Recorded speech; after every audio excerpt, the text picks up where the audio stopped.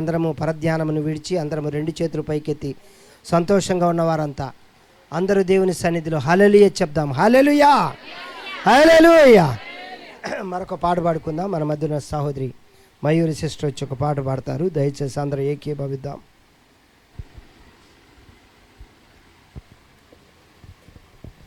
హల్లెలూయా, హల్లెలూయా.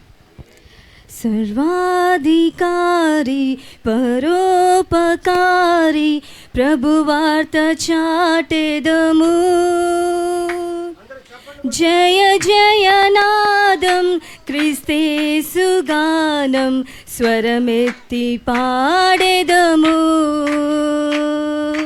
జయ జయనాదం క్రీస్తేసు గానం స్వరమెత్తి పాడెదము. సర్వాధికారి సర్వోపకారి ప్రభువార్త చాటెదము. జయ జయనాదం క్రీస్తేసు గానం స్వరమెత్తి పాడెదము. జయ జయనాదం క్రీస్తేసు గానం స్వరమెత్తి పాడెదము. కష్టాలలోయలో కన్నీటి దిశలో కీర్తించి పాడెదను. నష్టాల ఊబిలో నన్నాదుకొన్న నామమును స్తుతింతును. కష్టాలలోయలో కన్నీటి దిశలో కీర్తించి పాడెదను.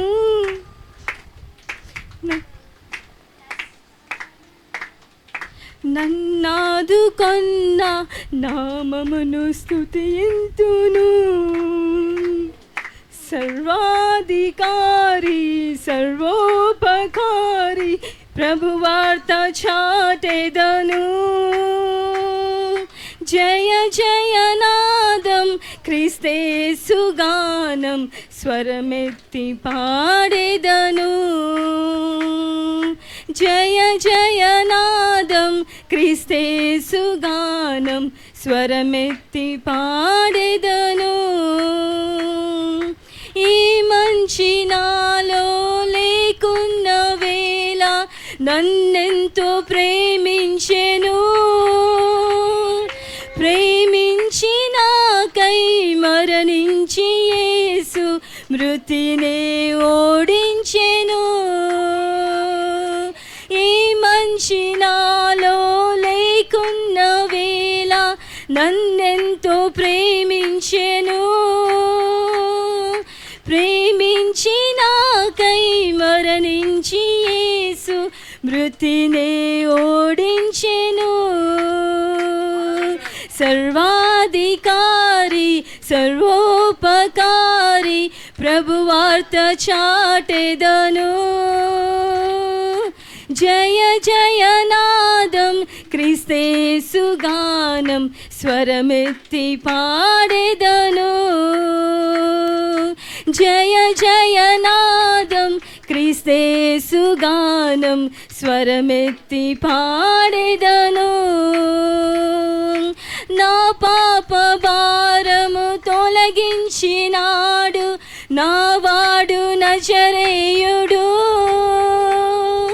నా ఊపిరైనా నా కాపరైనా నా యేసు రక్షకుడు. నా పాప భారము తొలగించినాడు నా వాడు నజరేయుడు. నా ఊపిరైనా నా కాపరైనా నా యేసు రక్షకుడు. సర్వాధికారి సర్వోపకారి ప్రభువార్త చాటెదను.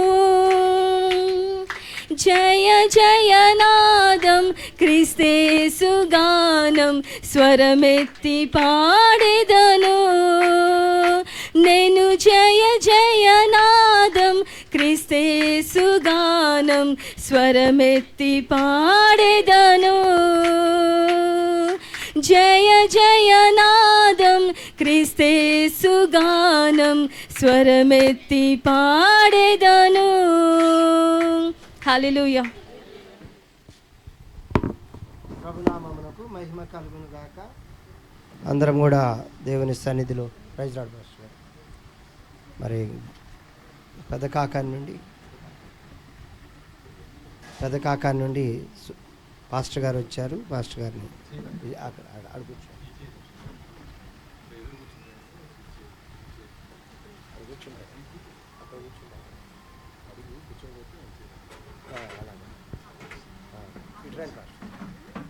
అడుగుచ్చు.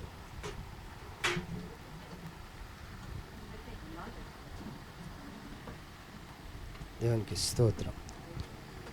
మరి అదేవిధంగా మరి సమయంలో ఒక పాట పాడుకొని చివరిగా ప్రభునామాన్ని మహింపరుద్దాం. మరి బ్రదర్ ఎవరమ్మా? బ్రదర్ ఎవరు తెలీదా? మరి మన మధ్య ఉన్నటువంటి సహోదరుడు అబ్రహం గారు వచ్చి చివరిగా ఒక పాట పాడుతుండగా ప్రభునామాన్ని మహింపరుద్దాం. అందరం ఏకీభవిద్దాం.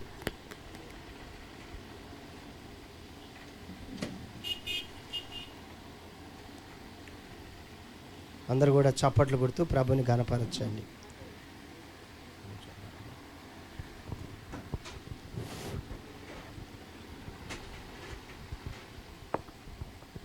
హల్లెలూయా. హల్లెలూయా.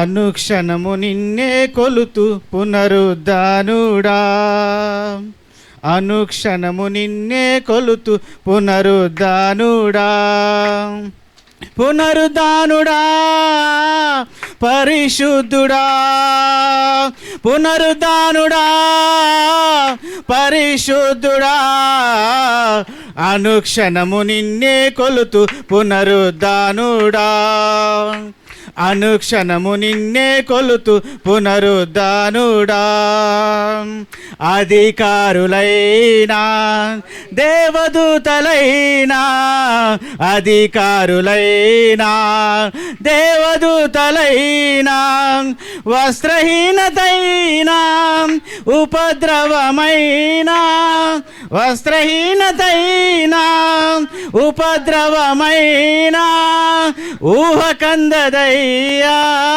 నీ ధర్మము, ఊహకందదయ్యా నీ ధర్మము, అనుక్షణము నిన్నే కొలుతూ పునరుద్ధానుడా, అనుక్షణము నిన్నే కొలుతూ పునరుద్ధానుడా, పునరుద్ధానుడా పరిశుద్ధుడా, పునరుద్ధానుడా పరిశుద్ధుడా, అనుక్షణము నిన్నే కొలుతూ పునరుద్ధానుడా, రోగినైన నాకై త్యాగమైనావే, రోగినైన నాకై త్యాగమైనావే, ద్రోహినైన నాకై దాహము కొన్నావే, ద్రోహినైన నాకై దాహము కొన్నావే, ఊహకందదయ్యా నీ ధర్మము, ఊహకందదయ్యా నీ ధర్మము, అనుక్షణము నిన్నే, అనుక్షణము నిన్నే కొలుతూ పునరుద్ధానుడా, అనుక్షణము నిన్నే కొలుతూ పునరుద్ధానుడా, పునరుద్ధానుడా పరిశుద్ధుడా, పునరుద్ధానుడా పరిశుద్ధుడా, అనుక్షణము నిన్నే కొలుతూ పునరుద్ధానుడా. హల్లెలూయా. ప్రభునామమునకు మహిమ కలుగునుగాక. అతి శ్రేష్టమైన సమయమునకు మనం వచ్చి ఉన్నాం. మరి అందరం కూడా ఆ యొక్క కృపా సింహాసనం ఇక్కడ ఉన్నది కనుక ఆ యొక్క కరుణాపీఠమును మనం ఆశ్రయిద్దాం. అందరం కూడా దయచేసి అతి ప్రాముఖ్యమైన సమయంకి వచ్చాం కాబట్టి దయచేసి అందరం లేచి నిలబడదాం. అందరము లేచి నిలబడదాం. దేవుని సన్నిధిలో ఉన్నప్పుడు దయచేసి అందరం కూడా లేచి నిలబడి ఆ ప్రాముఖ్యమైన సమయంలోకి మనం వెళ్ళబోతున్నాం కనుక మరి సమయంలో కొద్ది నిమిషాలు దేవుని స్తుతించి ప్రార్థన చేసుకొని దైవజనుని మన మధ్యకు ఆహ్వానించుకుందాం. మరి దైవజనుడు మన మధ్యకు రాకముందే మన హృదయాలను సిద్ధపరచుకుందాం. అందరం కూడా కళ్ళు మూసుకుందాం, దేవుని స్తుతిద్దాం. స్తోత్రం స్తోత్రం స్తోత్రం స్తోత్రం స్తోత్రం. అయ్యా మా హృదయములను సంధించండి, మా హృదయములను సంధించండి. ఓ మా హృదయములను దున్నండి ప్రభువా. మా హృదయములు అయా ముద్దుబారిపోయినట్లయితే, మా హృదయములు కఠినముగా ఉన్నట్లయితే మా హృదయములను బాగు చేయండి ప్రభువా. ఓ నీ మాటలను వినాలి అయ్యా, నీ మాటలను మేము వినాలి. ఓ వినగలిగిన చెవులనివ్వండి, గ్రహించగలిగిన మనస్సునివ్వండి. మాకున్న ఒత్తిళ్లను, మాకున్నటువంటి భయములను, మాకున్నటువంటి ఇరుకులను, ఇబ్బందులను సమస్తమును మరిచి నీ వాక్యము కొరకు మేము వచ్చి ఉండగా దయచేసి మా హృదయంలోకి ఓ యొక్క వాక్యమును అయ్యా ఓ ఫలింపజేయులాగున సారవంతమైన ఓ హృదయముగా మమ్మల్ని మార్చండి. ఓ మా హృదయములను దున్నండి, మమ్మల్ని వాడుకోండి ప్రభువా. ఓ నీ మనస్సు, క్రీస్తు మనస్సును మాకు దయచేయండి. ఓ మా ఆలోచన నాలోని తీసివేయండి నాయన. అందరము దేవుని స్తుతిద్దాం. స్తోత్రం స్తోత్రం స్తోత్రం స్తోత్రం స్తోత్రం స్తోత్రం స్తోత్రం స్తోత్రం స్తోత్రం స్తోత్రం స్తోత్రం స్తోత్రం స్తోత్రం స్తోత్రం. హల్లెలూయా హల్లెలూయా హల్లెలూయా.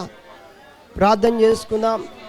వాక్యము నిమిత్తం కాకాని నుండి వచ్చినటువంటి పాస్టర్ గారు, సదానం పాస్టర్ గారు వాక్యము నిమిత్తం ప్రార్థన చేస్తారు. దయచేసి అందరము ప్రార్థన ఏకీభవిద్దాం. Praise lord. హల్లెలూయా. పరిశుద్ధుడా, ప్రేమ స్వరూపిక దేవా, నీకు వందనములు, స్తోత్రమునైనా. ఇదిగో ప్రభా, నీ బిడ్డలతో కలిసి నా తండ్రి ఈ రాత్రికాల సమయంలో నాయన సంతోషించినట్లుగాను ప్రభా, మరి ఆదరణ పొందినట్లుగాను, వీరి ఆశీర్వాదంలో కూడా నేను భాగస్థున ఉన్నట్లుగాను తండ్రి, నీ బిడ్డల మధ్యకు నా తండ్రి నన్ను నడిపించినందుకే నీకు వందనాలు, స్తోత్రాలయ్యా. పరిశుద్ధుడా, ఇదిగో ఇక్కడ చేరుకున్నటువంటి నీ బిడ్డలను ప్రతి ఒక్కరిని జ్ఞాపకం చేసుకోండి ప్రభువా. ఈ దినములలో నా తండ్రి మరి నిజంగా ఇప్పటి వరకు నీ సోదరుడు, నీ కుమారుడు మాట్లాడినట్లుగా అనేక రకమైనటువంటి నాయన ఒత్తిడులు ఉన్నాయి ప్రభువా. అనేక పరిస్థితుల మధ్య తండ్రి ఇదిగో నీ సన్నిధికి వద్దకు వచ్చి ఉన్నాం. నీ నోట నుండి ప్రభా వెలువడబోయేటువంటి నీ సేవకుని ద్వారా మీరు మాతో మాట్లాడబో మాటను కొరకు మేము ఆశ కలిగి ఉన్నాము తండ్రి. నీ మాట మా పరిస్థితులను మారుస్తుంది. మేము ఎక్కడ ఉన్నామో, ఎలా ఉన్నామో నా తండ్రి, ఏ రీతిగా ఉండబోతున్నామో కూడా నీవు సెలవిచ్చబోతున్నావు. ఇదిగో నీ కుమారుని పూర్ణ బలంతోను, పూర్ణ ఆత్మతోను అభిషేకించండి. మాతో మాట్లాడి మాకు ఆదరణను, ఆశీర్వాదమును దయచేసి మమ్మల్ని దీవించమని, నిలబడబోతున్న నీ కుమారుని బహుబలమైనటువంటి ఆత్మ అభిషేకమును దించి మా మధ్య సంచరించి సహాయం చేయమని ప్రభు అయిన యేసు నామములో ప్రార్థిస్తున్నాము తండ్రి. ఆమేన్. అందరము అలాగే లేచి నిలబడి ఉండగా ప్రియ సంఘ కాపరి గారిని దేవుని సన్నిధికి ఆహ్వానించుకుందాం.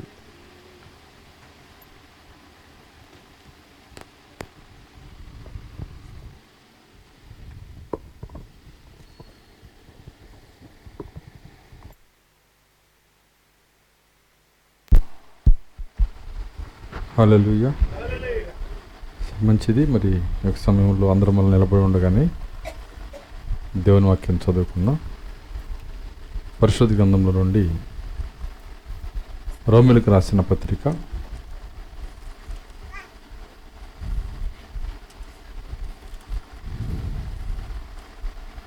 8వ అధ్యాయము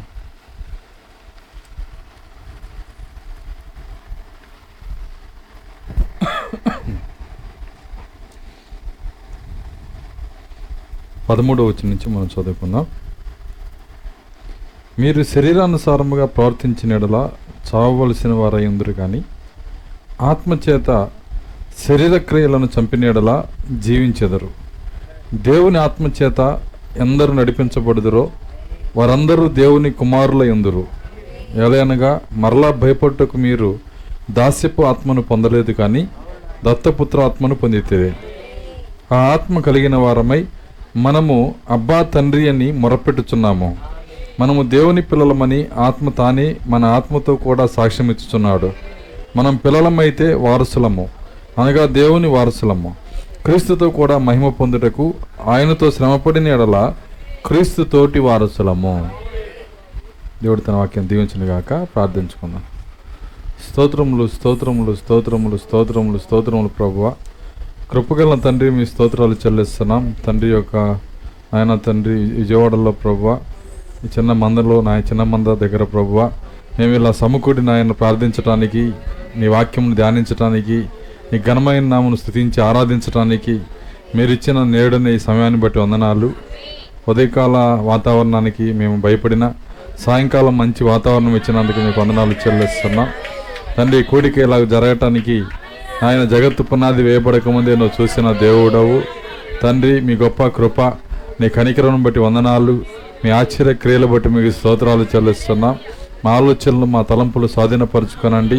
నిత్యంగా ప్రభువా, వినుచున్న మా హృదయాల్లో నీ అభిషేకము దయచేయండి. నా హృదయంలో నీకు అభిషేకము దయచేయండి. నీ బిడ్డల హృదయాల్లో నీ అభిషేకము దయచేయండి. నన్ను సిలువచాటును మరుగు చేయండి ప్రభువా. నేను బలహీనని, నన్ను బలపరచండి. మీరే మాట్లాడి మీ నామానికి మహిమ తెచ్చుకోమని యేసుక్రీస్తు నామములో ప్రార్థించి వేడుకొంచున్నాము తండ్రి. ఆమేన్. కూర్చుందాం.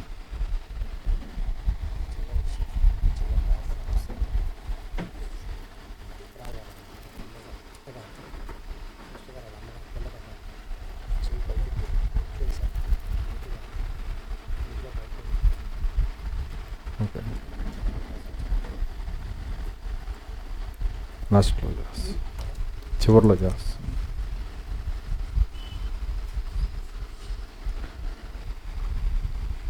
సరే, మంచిది. మరి కొద్ది నిమిషాలు మనకు ఆలోచన వాక్యం పైన ఉంచుదాం. చదవబడినటువంటి లేఖనంలోంచి గడిచినటువంటి మరి అనేక నెలలుగా, బహుశా సంవత్సరం అయి ఉంటుందేమో అనుకుంటున్నా, సంవత్సరం పైన అయిందా, మరి ఈ యొక్క అంశం పైన మనం ధ్యానిస్తూ వెళ్తున్నాము. మరి మనకు అంశము ఆత్మ ద్వారా నడిపించబడుట. మరి ఆత్మ ద్వారా నడిపించబడుట అంటే ఏమిటో మరి అనేక కూడికల్లో మనం పునాది మనం పొంది ఉన్నాం. కొంత చెప్పి దాని తర్వాత మనము కొంత గుర్తు చేసి నేను ముందుకు వెళ్తాను. మరి పరిశుద్ధాత్మ ద్వారా నడిపించబడుటని చెప్పినప్పుడు మరి ఆత్మ భాషల ద్వారా నడిపించదు, వరముల ద్వారా నడిపించదు. ఆత్మ మరి దేవుని యొక్క ఏ వరము చేత కూడా నడిపించదు. వరములు వేరు, ఆత్మ నడిపింపు వేరని మనం చూసాం. ఎందుకంటే ఆత్మ ద్వారా నడిపించబడే వాళ్ళు ఏమవుతారని బైబిల్ చెప్తుందంటే కుమారులు అవుతారని చెప్తుంది. ఆత్మ ద్వారా నడిపించబడినప్పుడు ఆయన ఇచ్చిన గుర్తు ఏంటంటే మనము కుమారులు అవుతామంట. మరి దేవుని యొక్క వరముల ద్వారా నడిపించబడిన వాళ్ళు ఆయన ఆత్మ ద్వారా నడిపించబడితే వాళ్ళు కూడా ఏమవుతారు? దేవుని కుమారులు అవుతారు. మరి వాళ్ళని మీరు ఎవరో నాకు తెలియదు పొమ్మని ఎందుకంటున్నాడు ఆయన. కాబట్టి ఆ వరముల ద్వారా మరి నడిపించబడుట అనేది ఆత్మ ద్వారా నడిపించబడుటకు సూచన కానే కాదు. అయితే సమస్త క్రైస్తవ ప్రపంచం ఏం చేస్తుందంటే ఈ వరములు మాత్రమే చూస్తుంది. మరి ఆ వరము ఒక అద్భుతము, ఒక స్వస్థత, లేకపోతే ఒక భాషలు, ఒక ప్రవచనము ఏదైతే ఒక పాస్టర్ దగ్గర మరి ఒక వ్యక్తి దగ్గర చూస్తుందో ఇదే నిజమైన ఆత్మ అని నమ్మి వెళ్ళిపోయే పరిస్థితి ఉంది. అయితే మన ప్రవక్త వచ్చినాక ఆయన ఏమన్నాడంటే, మరి నేను ఆఫ్రికా దేశానికి వెళ్ళినప్పుడు అక్కడ పొర్రెలో రక్తం పోసుకొని మరి తాగి ఒక పెన్సిల్ని ఇసుక మీద వేస్తే అన్ని రకాల భాషలు అది దానంతా అదే రాసిందంట, మనిషి పట్టుకోకుండా. మరి అది భాషలు ఆ విధంగా కూడా జరిగితే మరి అది దేవుడని మీరు అంటారా అంటున్నాడు ఆయన. కాబట్టి ఈ వరము అనేది దయ్యము చేత కూడా అనుకరించబడుతుంది. కానీ మరి పరిశుద్ధాత్మ ఆయన నడిపింపు ఎలా ఉంటుంది అని ఒక ప్రశ్న ఇక్కడ మనకు రావాలి. ఆయన నడిపింపు, ఆయన నడిపిస్తే మనము ఏం పొందుతామో, ఆయన నడిపింపుకు రుజువేంటి, మరి దాన్ని కనుక మనం ప్రశ్నించుకున్నప్పుడు గడిచిన కోడికలన్నింటిలో మనం చూసాము. ఆ గుర్తు ఏంటో కాదు, కానీ పరిశుద్ధాత్మ మనల్ని నడిపిస్తే మరి ప్రాముఖ్యమైనటువంటి గుర్తు ఏంటంటే మన హృదయంలో బయలుపాటిచ్చి నడిపిస్తాడు ఆయన. మన హృదయంలో ఏం చేస్తాడంటే బయలుపాటు, ఈ ప్రత్యక్షతనిచ్చి మనల్ని ఆయన నడిపిస్తాడు. మరి పరిశుద్ధాత్మ ఇచ్చే కార్యాలు ఇవన్నీ కూడా, భాషలు, వరములు, అద్భుతాలు, దెయ్యాలు వదలగొట్టడం, మరి ఇవన్నీ కూడా ఆత్మ ఇచ్చే కార్యాలే. కానీ ఈ యొక్క బయలుపాటు అనేది మాత్రము ప్రత్యేకమైన కార్యం. అది ఆ బయలుపాటు పొందిన వాళ్ళు మరి ఖచ్చితంగా వాళ్ళు దేవుని యొక్క ఆత్మ నడిపింపులో ఉంటారు. ఎందుకంటే మీరు కనుక చూసినట్లయితే మరి పేతురుని, అంతకుముందు నేను చెప్పాను, పేతురు అడుగుతున్నాడు, పేతురుతో దేవుడు మాట్లాడుతున్నాడు. ఏమంటున్నాడంటే యేసుక్రీస్తు అంటున్నాడు, నా గురించి నువ్వేమనుకుంటున్నావు అన్నప్పుడు పేతురు ఏమన్నాడంటే, నువ్వు సజీవుడకు దేవుని కుమారుడుగా వచ్చిన క్రీస్తువి అన్నప్పుడు సీమోన్ బరియోన్న, నువ్వు ధన్యుడువు, బైబిల్ కాలేజీలు దీన్ని చెప్పలేదు కానీ అంటున్నారా, లేదంటే ఏ శాస్త్రి, ఏ పరిసేయుడు, ఏ జ్ఞాని దీన్ని నీకు చెప్పలేదు కానీ నీకు దీన్ని చెప్పింది ఎవరు, నేను చెప్పమంటావా అన్నాడు ఆయన. ఎవరు చెప్పారంట? పరలోకమందున్న నా తండ్రే. యేసుక్రీస్తు తండ్రి ఎవరు? ఎవరు కమ్ముకుంటే ఆయన పుట్టాడు? ఎవరు శక్తి వలన ఆయన పుట్టాడు? పరిశుద్ధాత్మ వలన. కాబట్టి ఆయన తండ్రి నడిపించాడంటే, సీమోన్ బరియోనా నువ్వు ధన్యుడవు, పరలోకమందున్న నా తండ్రి అనగా పరిశుద్ధాత్మే ఈ సంగతి నీకు బయలుపరిచాడు అంటున్నాడు ఆయన. చూడండి, నీకు బయలుపరిచాడు. ఇలా ఆత్మ బయలుపరచబడుట అనే ఒక కార్యం ఉందని ఏ సంఘము ప్రచారం చేయదు, ఏ సంఘము మాట్లాడదు. ఆత్మ బయలుపరచబడేటువంటి ఒక స్థితి. ఎందుకంటే ఆ స్థితికి గనక ఒక వ్యక్తి వచ్చేసాడంటే సమస్త రుగ్మతల నుంచి పైకి వచ్చేస్తాడు. సమస్తమైనటువంటి మరి దేవునికి అసహ్యమైన కార్యాల నుంచి విడిపించబడతాడు. నువ్వు విడుదల పొందాలంటే మనం అనుకుంటాం, అంటే మా ఇంట్లో వాళ్ళు మారట్లేదండి, మా తండ్రి మారట్లేదండి, మా అన్న మారట్లేదండి. ఎందుకు మారతారు? వాళ్ళకి పరిశుద్ధాత్మ హృదయంలో బయలుపాటిస్తే మారతారు వాళ్ళు. సో లేదంటే మరి బయట తాగేవాళ్ళు చర్చికి వచ్చి తాగుతారు, అంతేం లేదు తేడా. అర్థమవుతుందా? బాప్తిసం తీసుకున్నావు తాగుతారు, తేడా ఏముండదు. అనేక మంది మారకపోవటానికి కారణం ఏంటంటే వాళ్ళ హృదయంలో ఆ బయలుపాటు లేకపోబట్టే. ఆ బయలుపాటుని ప్రవక్త ఏమన్నాడంటే విశ్వాసం అన్నాడు. జయించేది ఏంటో కాదు, లోకమును జయించిన విజయము ఈ విశ్వాసమే, బయలుపాటు విశ్వాసం. కాబట్టి ఎందుకు అనేక మందికి జయ జీవితం లేదంటే వాళ్ళ హృదయాల్లో ఆ బయలుపాటు లేదు. కాబట్టి పంది యొక్క పొట్టు తినే కుమారుడికి ఎలాగ బయలుపాటు వచ్చిందో, ఈరోజు ఆ యొక్క ప్రతి వ్యక్తికి అలాంటి బయలుపాటు వస్తే దాని నుంచి విడుదల పొంది బయటకు వస్తారు. కాబట్టి ప్రాముఖ్యమైనది ఏంటంటే బయలుపాటే. దాన్ని ఇచ్చేది ఎవరంటే, అర్థమవుతుందా? దాన్ని ఇచ్చేది కేవలము పరిశుద్ధాత్మ. అందుకే ఆయన స్పష్టంగా చెప్పాడు, నరులు దీన్ని నీకు బయలుపరచలేదు. నరులు ఎవరు చేయలేరు, రక్త మాంసాలు కలిగిన ఏ వ్యక్తి నీకు ఇవ్వలేడు. ఈ బయలుపాటు అనేది దేవుడు మాత్రమే ఇస్తాడు. ఈ బయలుపాటుకున్న గుణలక్షణం ఏంటంటే ఇది జయించేదిగా ఉంటుందంట. ఇదేం చేస్తుందంటే మనల్ని జయించేదిగా ఉంటుంది. ఏ కార్యములైనా జయ జీవితం తీసుకొని వస్తుంది. పాపం పైన జయమిస్తుంది, లోకం పైన జయమిస్తుంది, మరణం పైన కూడా జయమిస్తుంది నీకు. మరణం పైన జయింపజేసేది కూడా ఈ యొక్క బయలుపాటే. ఎందుకంటే బయలుపాటు ఈజ్ ఈక్వల్ టు విశ్వాసం. అర్థమవుతుందా? రెండు ఒకటే. లోకమును జయించిన విజయము మీ విశ్వాసం అన్నాడు, మీ బయలుపాటే.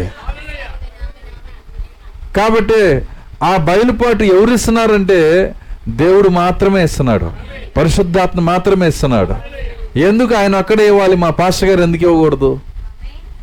నేను ప్రశ్న వేస్తున్నా. లేదంటే ఎవరన్నా ఒక సహోదరుడు ఎందుకు ఇవ్వకూడదు, ఒక మంచి భక్తుడు ఎందుకు ఇవ్వకూడదు బయలుపాటు? దానికి ఆయన లేఖన అధికారంతో ఏం మాట్లాడుతున్నాడంటే విశ్వాసమునకు కర్తయు దాన్ని కొనసాగించువాడు, అంటే బయలుపాటుకు కర్తయు దాన్ని కొనసాగించువాడు ఆయనే. ఎందుకంటే అది ఇచ్చేవాడు ఆయనే, బయలుపాటు ఇచ్చేవాడు ఆయనే, దాన్ని కొనసాగించేవాడు కూడా ఆయనే. కాబట్టి ఆ బయలుపాటుని ఇవ్వవలసిన వాడు ఆయనే, ఆ ప్రత్యక్షతను ఇవ్వవలసిన వాడు ఆయనే. పరిశుద్ధాత్మ మాత్రమే బయలుపాటు ఇస్తాడు. ఆ బయలుపాటు ఇచ్చుట ద్వారా నిన్ను నడిపిస్తాడు ఆయన. అయితే అందరికీ ఇవ్వడు, అది వింటున్నారా? ఈ బయలుపాటు అందరికీ ఇవ్వడు. ఎందుకు ఇవ్వడు? కుమారులకు మాత్రం ఇస్తానని చెబుతున్నాడు కదా. నడిపింపు ఎవరికి ఇస్తున్నాడు ఆయన? కుమారులకి. కుమారులు అయితేనే ఇస్తాడు. కాబట్టి బైబిల్ని ఆయన ఏం చేశాడంటే ఆది కాండం నుంచి ప్రకటన దాకా మర్మయుక్తంగా రాయించి పెట్టాడు ఆయన. బైబిల్ అంతా మర్మయుక్తమే. బైబిల్ స్టార్టింగే మర్మం అండి. మీరు బైబిల్ చదువుదామని ఒక మొదటి అధ్యాయం తీసి ఆది కాండం 1:1 తీశారనుకోండి, ఆది యందు వాక్యం ఉండెను, ఆది యందు దేవుడు భూమి ఆకాశాలు సృజించెను, భూమి నిరాకారముగాను శూన్యంగా ఉండను, యెహోవా ఆత్మ జలముల పైన అల్లాడుచుండు. ఎందుకు అల్లాడుతుంది? దాని ముందు అధ్యాయంకి వెళ్దాం పదండి, అర్థమవుతుందా? మొదటి అధ్యాయం మొదటి వచనంలోనే క్వశ్చన్ మార్క్ ఉంది. అర్థమవుతుందా? క్వశ్చన్ మార్క్తో ఎప్పుడైనా ఒక గ్రంథాన్ని స్టార్ట్ చేస్తాడా ఎవరైనా? ఎందుకంటే దేవునికి నమ్మకం, ఆయన పిల్లలకు ఆయన బయలుపాటించుకుంటాడు కదా. అర్థమవుతుందా?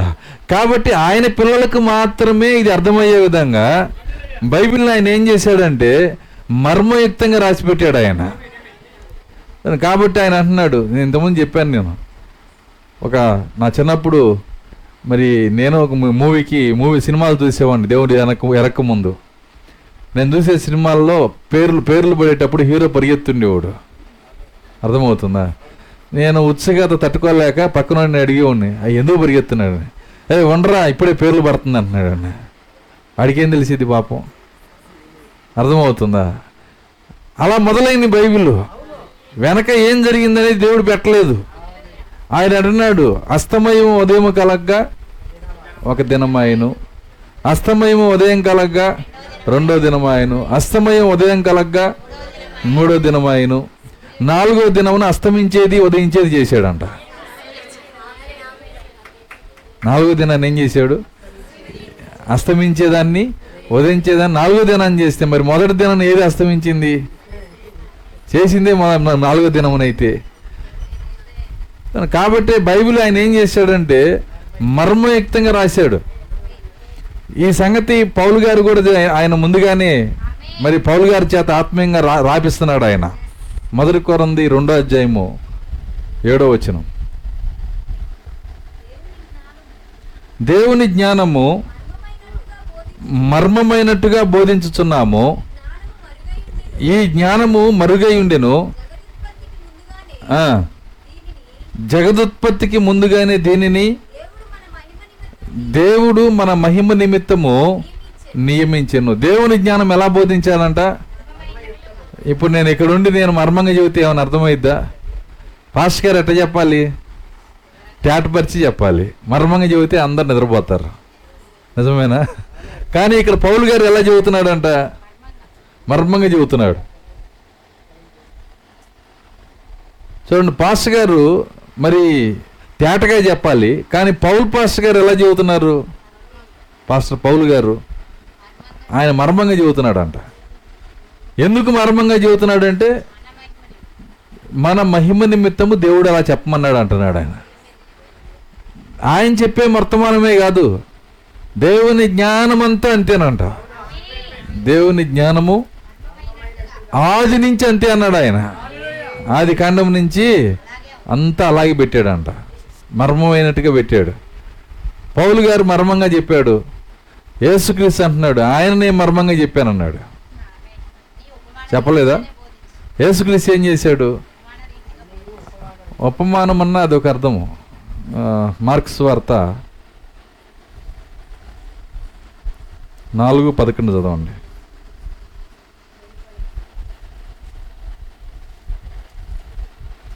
మార్క్స్ వార్త 4వ అధ్యాయము 11వ వచనం. అందుకు ఆయన దేవుని రాజ్య మర్మము కుమారులైన మీకు మాత్రమే అనుగ్రహించబడింది. కానీ వెలుపటి నుండి వారు ఒకవేళ దేవుని వైపు తిరిగి పాప క్షమాపణ పొందుదురని దేవుడు మిషనరీలను ఎందుకు పంపిస్తున్నాడు చెప్పండి? దేవుడు సువార్థికుల్ని, మిషనరీల్ని ఎందుకు పంపిస్తున్నాడు? దేవుడు అందరికీ సువార్త ప్రకటించాలి, అందరూ మారు మనసు పొందాలని పంపిస్తున్నాడు. కానీ ఇక్కడ ఏమంటున్నాడు? ఒకవేళ మారు మనసు పొందుతారేమో అని, పొందకూడదని. అర్థమవుతుందా? ఆయన మొహమాటం లేకుండా చెబుతున్నాడు ఆయన. ఒకవేళ అని మాట అంటున్నాడు. ఒకవేళ మారతారేమో, అమ్మో మారకూడదు. అర్థమవుతుందా? నేనన్నా నా పోనీ, యేసుకు దేవుడే స్వయంగా చెబుతున్నాడు. సరే, ఎందుకు ఆయన అంటున్నాడు? అన్నీయు ఉపమాన రీతి అంటే మర్మంగా బోధించబడుతున్నాయి. యేసుక్రీస్తు మర్మంగా చెప్పారన్నాడు. పౌలు గారు ఆదికాండం నుంచి అంతా మర్మమే అన్నాడు. దాని తర్వాత మీరు చూసినట్లయితే దానియేలు అంటున్నాడు, నా ప్రభువా, మరి నేను విన్నాను కానీ గ్రహించలేకపోతుంది. విన్నాను కానీ అందులో ఏదో ఉందని నాకు తెలుసు కానీ నాకు అర్థం కాలేదన్నాడు. దేవుడు అంటున్నాడు, నువ్వు దాన్ని ముద్రించు, అది నీ పని కాదు, ముద్రై. బయలుపాటు కాలం ఒకటి ఉంది, బయలుపాటు ఇచ్చే కాలం ఒకటి ఉంది, పరిశుద్ధాత్మ కాలం ఒకటి ఉంది, ఆత్మనిచ్చే కాలం ఒకటి ఉంది. దాన్ని ముద్రించు, అంత్యకాలం వరకు ముద్రించు. అంత్యకాలం దాటినాక ముద్రించడమాక, అంత్యకాలం వరకే ముద్రించు. అప్పుడు మరి మిగిలిన సంగతి నేను చూసుకుంటాను అన్నాడు ఆయన. చివరి బైబిల్ పుస్తకం రాస్తున్న ఆయన వచ్చాడు. ఇక ఆయనే లాస్ట్. ఆయన పెన్ను తీసుకుని టగటగటగ రాస్తున్నాడు అంట. దేవుడు అన్నాడు, ఏంది రాస్తున్నావు? రాయమాక అన్నాడు ఆయన. నేను ఇంతమందిని ఆపుకొచ్చింది ఎందుకు? అర్థమవుతుందా?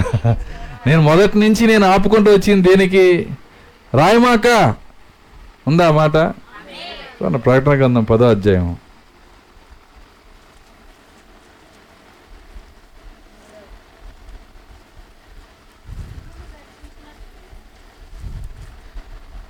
పది 3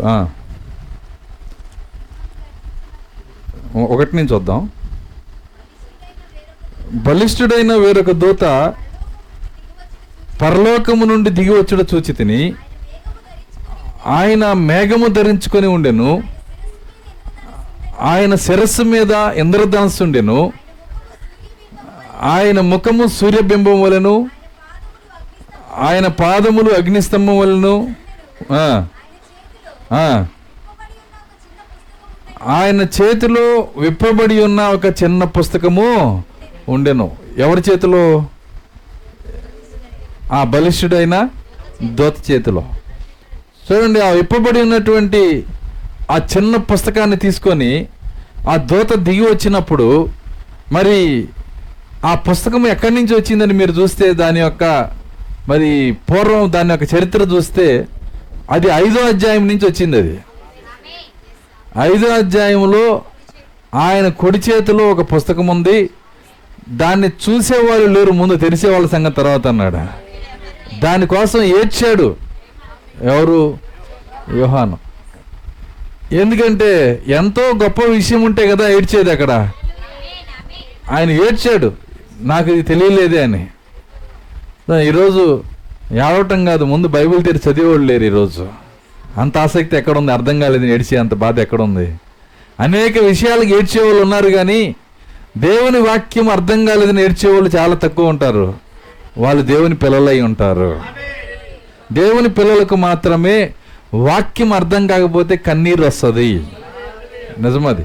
కాబట్టి అక్కడ ఉన్నటువంటి యోహాను బిగ్గరగా ఏడుస్తున్నాడంట, కన్నీరు పెట్టుకొని మరి బిగ్గరగా ఏడుస్తున్నాడు.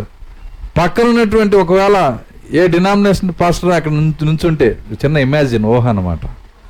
ఆయన ఏమంటాడంటే, ఎందుకు ఏడుస్తున్నావు యోహాను? మొన్నే కదా సిలువ అయిపోయింది, ఇంకన్నీ అయిపోలా? అర్థమవుతుందా? సిలువ అయిపోతే అన్నీ అయిపోతాయి, ఇంకేముంటాయి? మరి పిచ్చోడా, దీని వెనకాల 7 ముద్రలు ఉంటుంది, 7 సంఘకాలాలు ఉంటుంది, ఎన్ని కార్యక్రమాలు ఉన్నాయి ఇక్కడ. సిలువ అయిపోతే అన్నీ అయిపోయినాయి, ఇంక ఎగిరెళ్ళిపోదాం అనుకుంటున్నావు నువ్వు అంటాడు యోహాను. అర్థమవుతుంది, చిన్న ఊహ చెబుతున్నాను నేను. ఎందుకంటే దేవుని ప్రోగ్రాం తెలియదు అనేక మందికి, ఎత్తబోడు కొరకు దేవుడు వేసినటువంటి దారి తెలియదు అనేక మందికి. సిలువే సమస్తమైతే సిలువ సాక్షిగా ఉన్న యోహాను ఇప్పుడు పుస్తకం కోసం ఎందుకు ఏడుస్తున్నాడు? వెనకాల ఏదో ఉంది. సిలువ రక్షణనిస్తుంటే 7 ముద్దల గ్రంథం విమోచన తీసుకొని వస్తుంది. అసలు రక్షణకి విమోచనకి తేడా తెలియదు కాబట్టి గందరగోళం. కాబట్టి మనం చూసినప్పుడు మరి అక్కడ ఉన్నటువంటి ఆ గ్రంథము, యోహాను ఏడ్చిన ఆ గొప్ప మర్మముల గ్రంథము, దాన్ని తీసుకొని ఆయనే స్వయంగా తీసుకొస్తున్నాడు. దాన్ని తీసుకొని ఎందుకు ఆయనే వస్తున్నాడంటే విశ్వాసం కర్త ఆయనే, దాన్ని కొనసాగించేవాడు ఆయన. ఇంకొకరు ఆ బయలుపాటు ఇవ్వలేరు. సో నేను ఒకవేళ 10 లక్షల మందికి బయలుపాటు వచ్చే వర్తమానం చెప్పినా తర్వాత వెనకాల ఒకటి వస్తే వాడికి ఇవ్వలేను నేను. ఎందుకంటే ఈ 10 లక్షల మందికి ఇచ్చింది ఆయన అయి ఉంటాడు, నేను కాదు. అర్థమవుతుందా? ఈ పాస్టర్ గారి ద్వారా 10 లక్షల మంది మారారు అని కనుక మీరు ఎవరైనా చెప్పుకుంటే వారిలో ఒకళ్ళకు కూడా నేను ఇవ్వలేను బయలుపాటుని. ఏ పాస్టర్ అయినా అంతే, నేనే కాదు, ఏ పాస్టర్ అయినా అంతే. ఆయన మొహమాటం లేకుండా చెబుతున్నాడు, విశ్వాసమును కర్త నేనే, దాన్ని ఒక్కొక్కరికి విభాగించి పరిమాణం చొప్పున ఇచ్చువాడను నేనే. విశ్వాసం ఇచ్చువాడు ఆయనే, దాన్ని కొనసాగించువాడు ఆయనే. ఇంగ్లీష్లో ఫినిషర్ అని ఉంది, అంటే దాన్ని ముగించువాడు ఆయనే. కాబట్టి ఒకటి ఆయనే అన్నాడంటే ఇంకో రూపంలో అది ఏ విధంగా మనం పొందలేము. నిన్ను స్వస్థపరచు యెహోవాను నేనే అన్నాడు అనుకో, ఇక ఏ మందు మనల్ని స్వస్థపరచలేదు, ఏ ఇంజక్షన్ మనం స్వస్థపరచలేదు, ఏ డాక్టర్ మనం స్వస్థపరచలేడు. అట్లయితే వద్దంటారా? చెయ్యండి, మీ ప్రయత్నం మీరు చేయండి. ఆ ప్రయత్నం వెనకాల దేవుని కృపంటే నీకు స్వస్థత వస్తుంది. నిజమది. ఒకసారి ఏది చేసినా చేయకపోయినా దేవుడు స్వస్థత ఇచ్చేస్తాడు. స్వస్థత ఇవ్వాలని ఆయన ఉద్దేశం అయితే, లేదంటే ప్రపంచంలోనే టాప్ మోస్ట్ హాస్పిటల్లో 100 కోట్లు నువ్వు ఖర్చు పెట్టినా చచ్చిపోతావు. అర్థమవుతుందా? ఏ మందు మనల్ని బ్రతికించలేదు. నిన్ను స్వస్థపరచు యెహోవాను నేనే. వెండికి మోసదగింది, బంగారానికి కొలిమి తగింది, హృదయ పరిశోధకుడు యెహోవాయే అన్నాడు. అంతే. దానికి మన ప్రవక్త ఏమన్నాడంటే, హృదయంలో ఏముందో తెలుసుకునేవాడు యెహోవా మాత్రమే అన్నాడు. నిజమది. ప్రవక్త అంటున్నాడు, ఎంత పెద్ద ఆ యొక్క మైటీ ఏంజల్, ప్రధాన దూత అయిన ఆ సాతాను కూడా, లూసిఫర్ కూడా అది ఎస్టిమేషన్ వేసిద్దంట. అంతేగాని హృదయంలో ఏముందో తెలుసుకోలేదు. హృదయంలో ఏముందో తెలుసుకునేది ఒక్కళ్ళకే యాక్సెప్ట్ ఉంది అక్కడ.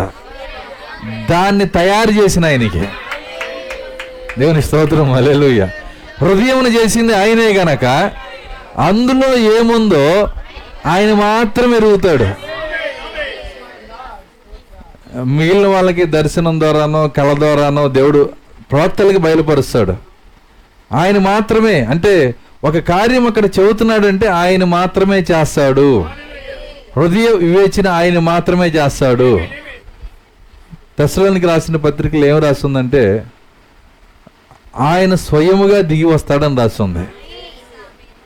మరి మన ప్రవక్త పరిచర్యల్లో ఆయన ఉన్నాడు గనక, వింటున్నారా, ఆయన మరి 2వ ఈడ్పులో, అంటే 2వ భాగంలో మొట్టమొదట మరి ఆ యొక్క రోగములు స్వస్థపరిచిన తర్వాత భాగం ఏంటంటే ఆయనకి ఇచ్చిన 2 వరాలలో హృదయ వివేచన. ఏందండి? హృదయ వివేచన. ఎలా హృదయ వివేచన చేశాడు? అది చేసేది యెహోవానే కదా. ఆ దేవుడే మన ప్రవక్తలో నివసించాడు గనక హృదయ వివేచన చేస్తున్నాడు ఆయన. దేవుని స్తోత్రం, హల్లెలూయా. నిజమది. హృదయంలో ఉన్నది మాట్లాడుతున్నాడు. మన ప్రభు అయిన యేసుక్రీస్తు కూడా, ఆయన కూడా మరి ఆయన సాక్షాత్ యెహోవా ఉన్నాడు గనక ప్రతి హృదయంలో ఉన్న మాట ఆయనకి వినపడతా ఉంటుంది. ప్రతి హృదయంలో ఆయన అంటాడు. ఆయన అక్కడ నిలబడ్డప్పుడు ఆ యొక్క మరి పక్షవాతపు గలవాని యొక్క రోగి యొక్క సముఖంలో నిలబడ్డప్పుడు ఆ రోగి సముఖంలో అక్కడ ఉన్న వాళ్ళందరూ ఏమంటున్నారంటే, మొట్టమొదటి ఆయన అన్నమాట ఏంటంటే, నీ పాపములు క్షమించబడి ఉన్నవి అన్నాడు. గుణ వినపడుతుందంట. ఎవరు మాట్లాడట్లా, అందరు నా సైలెంట్గా ఉన్నారు, కానీ ఆయనకి వినపడుతుంది. ఈయన పాపములు క్షమించడానికి ఈయన ఎవరు? ఈయన ఉన్న దేవుడా పాపములు క్షమించడానికి? ఇది ఆయనకి వినపడుతుంది. ఆయన దానికి ఆన్సర్ ఇస్తున్నాడు. ఏమంటున్నాడు అంటే, పాపములు క్షమించబడింది అన్నందుకే మీ హృదయంలో ఇంతగా నన్ను విమర్శిస్తున్నారు కదా, మీకు ఇంకో కార్యం చెబుతున్నా. ఇప్పుడు నేను ఈయన పరిపెత్తుకుని వెళ్ళమని చెబుతా, ఇందులో ఏది తేలుకో మీరే చెప్పండి అన్నాడు ఆయన. మీకు పాపములు క్షమించబడి ఉన్నవని మీరు చూడని కార్యాన్ని నేను చెప్పాను, దాన్ని మీరు చూడలేదు కాబట్టి విమర్శిస్తున్నారు. దానికంటే కష్టమైంది ఇప్పుడు ఇంకోటి చెబుతున్నాను. నిన్ను స్వస్థపరిచి యెహోవాని నేనే అన్నాడు కదా ఆయన. ఆ యెహోవాని బయలుపరచడానికి నేను ఇక్కడికి వచ్చాను. ఆ యెహోవాని నేనే, వింటున్నారా? కాబట్టి నీ పరిపెత్తుకొని లేచి వెళ్ళిపో అన్నాడు ఆయన. ఆయన మాట చెప్పినప్పుడు ఆ యొక్క రోగి ఎంతకాలం నుంచి ఆయన మా మంచానికి అంటుకొని ఉన్నాడో, పక్షవాతం యొక్క పట్టు నుంచి బయటకు వచ్చిన వాళ్ళు ఎవరు లేరండి. ఎంత భయంకరమైందంటే కదలలేరు, ఎక్కడ పట్టేసిపోతాయి. సంవత్సరాలైనా, 10 ఏళ్ళైనా, 20 ఏళ్ళైనా అది ఒక కట్టెలాగా తయారైపోయింది శరీరం. కానీ జీవవాక్యము ఆజ్ఞ ఇచ్చినప్పుడు, యేసుక్రీస్తు మాట్లాడినప్పుడు నిదానంగా ఫిజియోథెరపీ చేసుకుని రానలేదు ఆయన. అర్థమవుతుందా? ఈరోజు ఎలా ఉంటుందంటే, బాగా ఆరోగ్యంగా ఉన్నోళ్ళే కింద పడిపోయి మరి దాని తర్వాత ఆ యొక్క కాలు చెయ్యి ఇరిగితే దాన్ని పిండి కట్టేస్తే 2 నెలల తర్వాత ఆ కాలు సెట్ అయిపోయినాక ఆ యొక్క పిండి కట్టు తీసేసినాక ఇంతకుముందు నడిచినట్టు నడుద్దాం అనుకుంటే కింద పడతారు. ఎందుకని? అది ఒక యాంగిల్లో కాలు కిందకి రాకుండా కట్టేస్తారు కనుక అదేమైపోయిద్దంటే అలాగే ఉండిపోయి ఉంటుంది. ఇప్పుడు కట్టు లేకపోయినా అంతే, కట్టు ఉండాల్సిన అవసరంలా, వింటున్నారా? కాబట్టి కొంతకాలం అలాగే బైబిల్ చదవలేదనుకో, దైవం ఏం చేస్తుందంటే కట్టు కట్టేసిది నిన్ను. కొంతకాలం అలాగే చర్చికి వెళ్ళలేదనుకో, వింటున్నారా? కొంతకాలం అలాగే ప్రార్థన చేయలేదనుకో, అది కట్టి ఒకరోజు అనుకుంటుంది ఈ కట్టుకోటి దండగాని తీసేస్తుంది. అర్థమవుతుందా? కానీ మన బతికి ఎలా ఉంటుంది? కట్టు కట్టినట్టే ఉంటుంది. నిజమది. కాబట్టి కట్టుకట్టిన ఆ జీవితంలో పోకుండా ఉండాలంటే జీవవాక్యం పిలిచినప్పుడు, ఆ జీవవాక్యం దగ్గర సన్నిధిలో మనం నిలబడినప్పుడు, ఆ స్వరం మనం వినినప్పుడు, అది పక్షవాతమైనా సరే లేపే దేవుడు ఆయన. దేవుని స్తోత్రం, హల్లెలూయా. కాబట్టి ఆ వ్యక్తికి ఏం చేస్తారంటే, అయ్యా 2 నెలల నుంచి కట్టేసి ఉంది కాబట్టి నువ్వేం చేస్తావంటే, చిన్నగా మరి ఫిజియోథెరపీ డాక్టర్ ఇంకొక ఆయన ఉంటాడు, ఆయన దగ్గరికి వెళ్ళు, ఆయన ఫిజియోథెరపీ చేస్తాడు. ఇప్పుడు ఆయన చిన్నగా కొద్దిగా లాగి 2 వారాలు 3 వారాలు లాగితే మిషన్లు పెట్టి అవి పెడితే అప్పుడు చిన్నగా నడుస్తాడన్నమాట. నీ కాలు నీకు రావడానికి అంత టైం పడుతుంది. 2 నెలలు రెస్ట్ తీసుకుంటే. ఎన్ని సంవత్సరాల నుంచి పక్షవాతపు రోగి మంచం మీద ఉన్నాడో తెలియదు. జీవవాక్యం ఏం ఛాలెంజ్ చేస్తుందంటే, నీ పరుపు నువ్వే ఎత్తుకో, ఎప్పుడే కాదు ఇప్పుడే.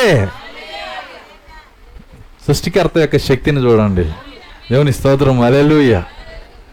యేసుక్రీస్తు నిన్న నేడు నిరంతరము మార్పు లేని దేవుడు, ఏకరీతిగా ఉన్న దేవుడు. ఈరోజు ఎక్కడ 2-3 నా నామపేట కూడుదురో వారి మధ్య ఉంటానని వాగ్దానం చేసిన దేవుడు ఆయన. ఇక్కడ కనుక ఉన్నట్లయితే నిదానంగా చేసే దేవుడు కూడా కాదు ఆయన. ఇప్పుడే నీ జీవితంలో అద్భుతం చేయగలిగిన దేవుడు ఆయన. దేవుని స్తోత్రం, హల్లెలూయా. నమ్ముటలు నీ వలన అయితే నమ్మువానికి సమస్తము సాధ్యమే. అయితే కట్లు తీసేయాలా? ఇంతకాలం నమ్మలేదు కదా మనం. అర్థమవుతుంది. కట్లు తీసి ఫిజియోథెరపీకి వెళ్ళకూడదు. అర్థమవుతుంది. జీవవాక్యం యొక్క ఆజ్ఞను తీసుకోవాలి. దేవుని యొక్క స్వరాన్ని మనం వినాలి. సో ఆయన అక్కడుండి ఆయన అంటున్నాడు, నీ పరిపెత్తుకుని వెళ్ళమన్నప్పుడు వాడు పరిపెత్తుకుని వెళ్తుంటే ఆయన అంటున్నాడు, ఇందులో ఏది తేలిక అన్నాడు ఆయన. పాపమును క్షమించబోట తేలిక లేకపోతే పరిపెత్తుకొని వెళ్ళమంటాం తేలిక. నేను రెండూ చెబుతున్నాను. రెండోది జరిగిందంటే ముందుది కూడా జరిగిందనేగా. ఒక వ్యక్తికి స్వస్థత వచ్చిందంటే అతని పాపాలు యెహోవా క్షమించాడనే కదా. అది నాకెలా తెలిసింది? అర్థమవుతుందా? దేవుని స్తోత్రం, హల్లెలూయా. కాబట్టి ఆయన ఒక కార్యం చెప్పాడు అంటే అది ఆయనకు మాత్రమే చెంది ఉంటుంది. విశ్వాసమును కర్త, దాన్ని కొనసాగించువాడు ఆయనే. ప్రత్యక్షత ఇచ్చువాడు, ప్రత్యక్షతను నడిపించువాడు ఆయనే. అది దాని అర్థం. ప్రత్యక్షత ఇచ్చువాడు ఆయనే, ప్రత్యక్షతని నడిపించువాడు ఆయనే. కాబట్టి ఆ చిన్న పుస్తకము తెరవబడినప్పుడు మరి ఆ చిన్న పుస్తకము ఒక కార్యం ఉంది ఇక్కడ. ఏంటంటే ప్రవక్త అంటున్నాడు, దేవుని చేతుల్లో 7 ముద్రల పుస్తకమేనా తీసుకొని వచ్చింది కిందకి తీసుకొని వచ్చిన పుస్తకం. అది చాలా పెద్ద పుస్తకం అయితే పెద్ద మంద పేర్లు అందులో ఉంటాయి. దాన్ని ఏమన్నాడు? చిన్న పుస్తకం అంటే ఎన్ని పేర్లు ఉంటాయి అప్పుడు? చిన్న మంద అంటే కొద్ది మందే ఉంటాయి. కాబట్టి కొద్ది మందే అందులో ఉన్నారు. నీవు అందులో ఉన్న ఒకటిగా జీవించాలి. ఇక్కడ అందరిలాగా ఉంటే ఉపయోగం లేదు. కొంతమంది ఏం చేస్తారంటే, అయ్యా టీవీ తీసేయి అన్నామనుకో, ఎవరైనా టీవీలు మనం చూడకూడదంటే వాళ్ళు ఏమంటారంటే, మా పాస్టర్ గారి ఇంట్లోనే ఉందండి అంటారు. ఏందంట? వాళ్ళ పాస్టర్ గారి ఇంట్లోనే ఉందంట. అమ్మ బంగారం తీసేయి, మా పాస్టమ్ గారే వేస్తారండి అరకిలో. అర్థమవుతుందా? అంటే వాళ్ళు వేస్తున్నారు, వీళ్ళు వేస్తున్నారు, వీళ్ళు చేస్తున్నారు, వాళ్ళు చేస్తున్నారు. అందరిని చూసి అందరిలో నువ్వు నడుస్తావంటే నువ్వు పెద్ద మంద. కానీ వాక్య ప్రకారం నువ్వు నడిస్తే నువ్వు పెద్ద మంది కాదు, కానీ చిన్న మంది అవుతావు. ఉన్నాయో వాక్యానుసారంగా నడిచేది ఎవరంటే చిన్న మంద మాత్రమే. దేవుని స్తోత్రం, హల్లెలూయా. కాబట్టి ఆయన చేతిలో ఏముందంటే చిన్న పుస్తకం, ఎప్పబడి ఉన్న చిన్న పుస్తకం. చదవండి తర్వాత. తన కుడిపాదము సముద్రం మీదను సింహము గర్జించినట్లు గొప్ప శబ్దముతో ఆర్భటించెను. ఆయన ఆర్భటించినప్పుడు 7 ఉరుములు వాటి శబ్దమును పలికెను.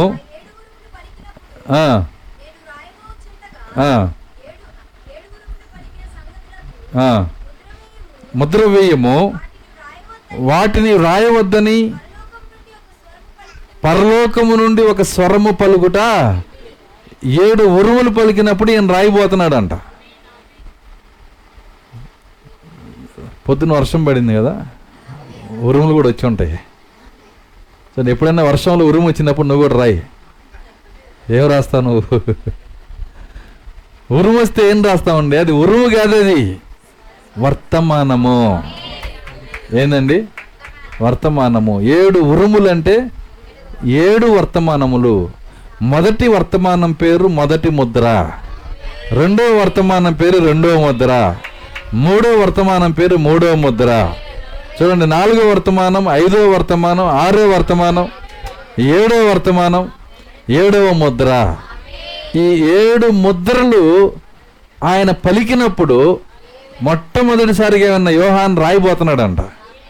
అయ్యా ఇంత అద్భుతంగా ఉంది ఈ గ్రంథం, ఎన్ని కార్యాలు ఇక్కడ ఉన్నాయి, ఇందుకే కదా నేను ఏడ్చింది, దాన్ని తెలుసుకోవడానికే కదా నేను బిగ్గరగా ఏడ్చింది. ఎవరు చూడలేని, ఎవరు వినలేని అద్భుత గ్రంథం, గొర్రెపిల్ల జయించిన గ్రంథం. మరి ఇంత అద్భుతమైన గ్రంథం ఆయన నాతో చెప్పేసాడు, రాయకుండా ఎట్టుంటానని రాస్తున్నాడంట. దేవుడు అన్నాడు ఆపేయి అన్నాడు. ఆయన వింటున్నారా? దేవుడు ఏమంటున్నాడంటే ఆపేయి, నువ్వు రాయమాక. బైబిల్ గ్రంథంలో చివరి వ్యక్తి రాస్తున్న పుస్తకం అది. ఇక చివరి అధ్యాయాల్లోకి వచ్చారు. ఏ డినామినేషన్ వ్యక్తికైనా ఒక ప్రశ్న వేయండి, ఇక రాయకుండా ఆపేసింది నాకు ఎట్ట దొరికిద్ది అని అడగండి. ఇక్కడ రాయకుండా ఆపేసింది నాకెట్ట దొరికిద్ది, నీకెట్లా దొరికిద్ది? ఎలా నువ్వు ఆ యొక్క ప్రత్యక్షతను పొందుతావు? ఎందుకు ఆయన రాయకుండా ఆపేశాడు? బైబిల్ అంతా ఎందుకు అలా మర్మంగా రాయించుకొని వచ్చాడు? చివరికి యోహాన్ని కూడా రాయకుండా ఆపేస్తే దాని తర్వాత ఇంకో పుస్తకం దీనికి అంటించలేదు కదా. ఏందండి, వెనకాల వచ్చి ఎవరు కూడా ఈ బైబిల్కి వేరొక పుస్తకాన్ని అంటించలా. మరి దీన్ని ఎవరు చెబుతారు, ఎప్పుడు చెబుతారు, ఎలా చెబుతారు? మనకెందుకు ప్రశ్నలు ఆయనే చెబుతాడు. చూడండి, నాకు చదవండి, నెక్స్ట్ చదవండి. మరియు సముద్రం మీదను భూమి మీదను నిలిచి ఉండగా నేను చూచిన ఆ దూత తన కుడి చెయ్యి ఆకాశము తట్టి ఎత్తి పరలోకమును అందులో ఉన్న వాటిని, భూమిని అందులో ఉన్న వాటిని, సముద్రమును అందులో ఉన్న వాటిని సృష్టించి యుగ యుగములు జీవించుచున్నవాని తోడు ఒట్టు పెట్టుకొని, ఒట్టు వేయలే ఆయన, ఒట్టు పెట్టుకున్నాడు. చాలా జాగ్రత్త పట్టుకోవాలి అక్కడ. ఇప్పుడు ఎవరైనా ఏమంటారు ఒట్టేసేటప్పుడు? అమ్మ మీద ఒట్టు, అమ్మ గరగడం వణిగిపోయింది, వీడు ఎక్కడ చేశాడు అని. నాన్న మీద ఒట్టు అంటే నాన్న వణిగిపోతూ ఉంటాడు. ఎవరి మీద ఒట్టేస్తే ఆడ సత్యమో అసత్యమో ఎవడు తెలుసు? అది ఒట్టేయాలంటే వాడి మీద వాడు ఒట్టేసుకుంటే ఎవరు నమ్మరు. ఒట్టు దేని మీద వేస్తారంటే ఇక పవిత్రంగా అంతకంటే ఉన్నతమైన వ్యక్తి ఉండకూడదు. కొంతమంది అంటారు, నువ్వు చేసింది కరెక్టేనా, ఇగో ఈ దేవుడి మీద చేయి చాపి ఒట్టేసి చెప్పు, నేను నమ్ముతా. ఎందుకంటే ఇంకా అంతకంటే ఉన్నతమైంది ఏది లేదు. దేవుడు కూడా తను ఒట్టేయాలనుకున్నప్పుడు ఆయన చుట్టూ చూస్తే ఎవరు కనపడలేదంట. ఎవరి మీద ఒట్టేయాలి? నమ్మకమైన, తనకంటే నమ్మకమైన వాళ్ళు ఎవరున్నారు? కాబట్టే ఆ చెయ్యి ఆయన మీదకే వెళ్ళిందంట.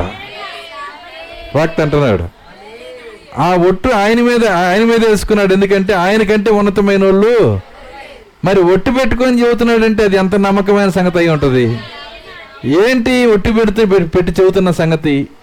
యోహానును రాయొద్దని చెప్పి ఆపిన సంగతిని వివరిస్తున్నాడు ఇక్కడ. ఒట్టు పెట్టుకొని చెప్తున్నాను నేను. తర్వాత ఇక ఆలస్యము ఉండదు. ఆలస్యము కాదు అక్కడ అర్థము, కాలం ఉండదు. ఎందుకంటే ప్రతి మాటలో బయలుపాటు ఉంది, నేను చెప్పాను కదా. కాలం ఉండదు. కాలం ఉండదు అంటే అర్థమైందంటే సంఘకాలం ఉండదు. సంఘకాలం అయిపోయినప్పుడు, లవోదికియా ముగించబడినప్పుడు, లవోదికియా ఈజ్ పెంతెకోస్తు. వాక్త అంటున్నాడు, లవోదికియా అంటే పెంతెకోస్తు. పెంతెకోస్తు కాలం అయిపోయినప్పుడు, సంఘకాలాలు 7 సంఘకాలాలు ముగించినప్పుడు, దాని తర్వాత సంఘకాలాలు ముగించిన తర్వాత, వింటున్నారా, కాలం లేనప్పుడు, కాలం అయిపోయినప్పుడు, కాలం లేని టైం ఎప్పుడు ఉండదండి. చాలా జాగ్రత్త పట్టుకోవాలి ఈ కార్యాన్ని. 1000 పరిపాలన కాలం ఉంటుందా? ఉంటుంది. నిత్యత్వంలో కాలం ఉంటుందా? ఉంటుంది. అర్థమవుతుందా? ఎక్కడైనా కాలం ఉంటుంది. కాలం లేని టైమే, కాలం లేని సమయమే లేదు. ప్రతి చోట కాలం ఉంటుంది, ప్రతి సమయంలో కాలం ఉంటుంది. ఇక్కడ చెప్తున్న కాలము సంఘకాలం అయిపోయినప్పుడు, సంఘకాలము అయిపోయినప్పుడు. మీరు గనక ఎడమ అనే వర్తమానం చదివితే అందులో చెబుతున్నాడు, ఆయన ముద్రలు ఎప్పుడు తెరుస్తున్నాడంటే సంఘకాలాలు అయిపోయినప్పుడు అని. అదే ఇక్కడ చెబుతున్నాడు. ఏమంటున్నాడంటే కాలం అయిపోయినప్పుడు, వింటున్నారా, అప్పుడు ఏం చేస్తాడంట చూడండి. అప్పటి వరకు ఏలియాగా పరిచర్య చేసిన ఆయన్ని 7వ దూతగా మారుస్తాడంట. చూడండి, 7వ దూత పలుకు దినములలో అతడు బోర ఊదబోచుండగా దేవుడు తన దాసులకు ప్రవక్తలకు తెలిపిన సువార్త ప్రకారము దేవుని మర్మము సమాప్తమగునని చెప్పాను. ఈ గ్రంథమంతా నేను దాచుకొని పెట్టుకొని వచ్చాను కదా, అది ఎప్పుడు బయటకు వస్తుందంటే 7వ దూత పలుకు దినములలో.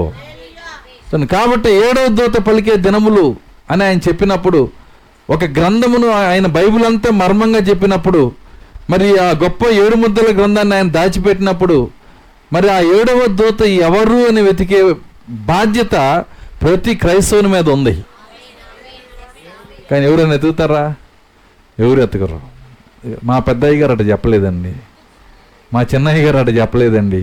ఎందుకంటే వాళ్ళ అయ్యగారులు ఏం చెప్పారు అదే వింటారు, కానీ బైబిల్ ఏం చెప్పిందో అది చూసే స్థితికి క్రైస్తవులు రాకుండా క్రైస్తవుల కళ్ళకి దెయ్యం ఏం చేసిందంటే మరి ఆ యొక్క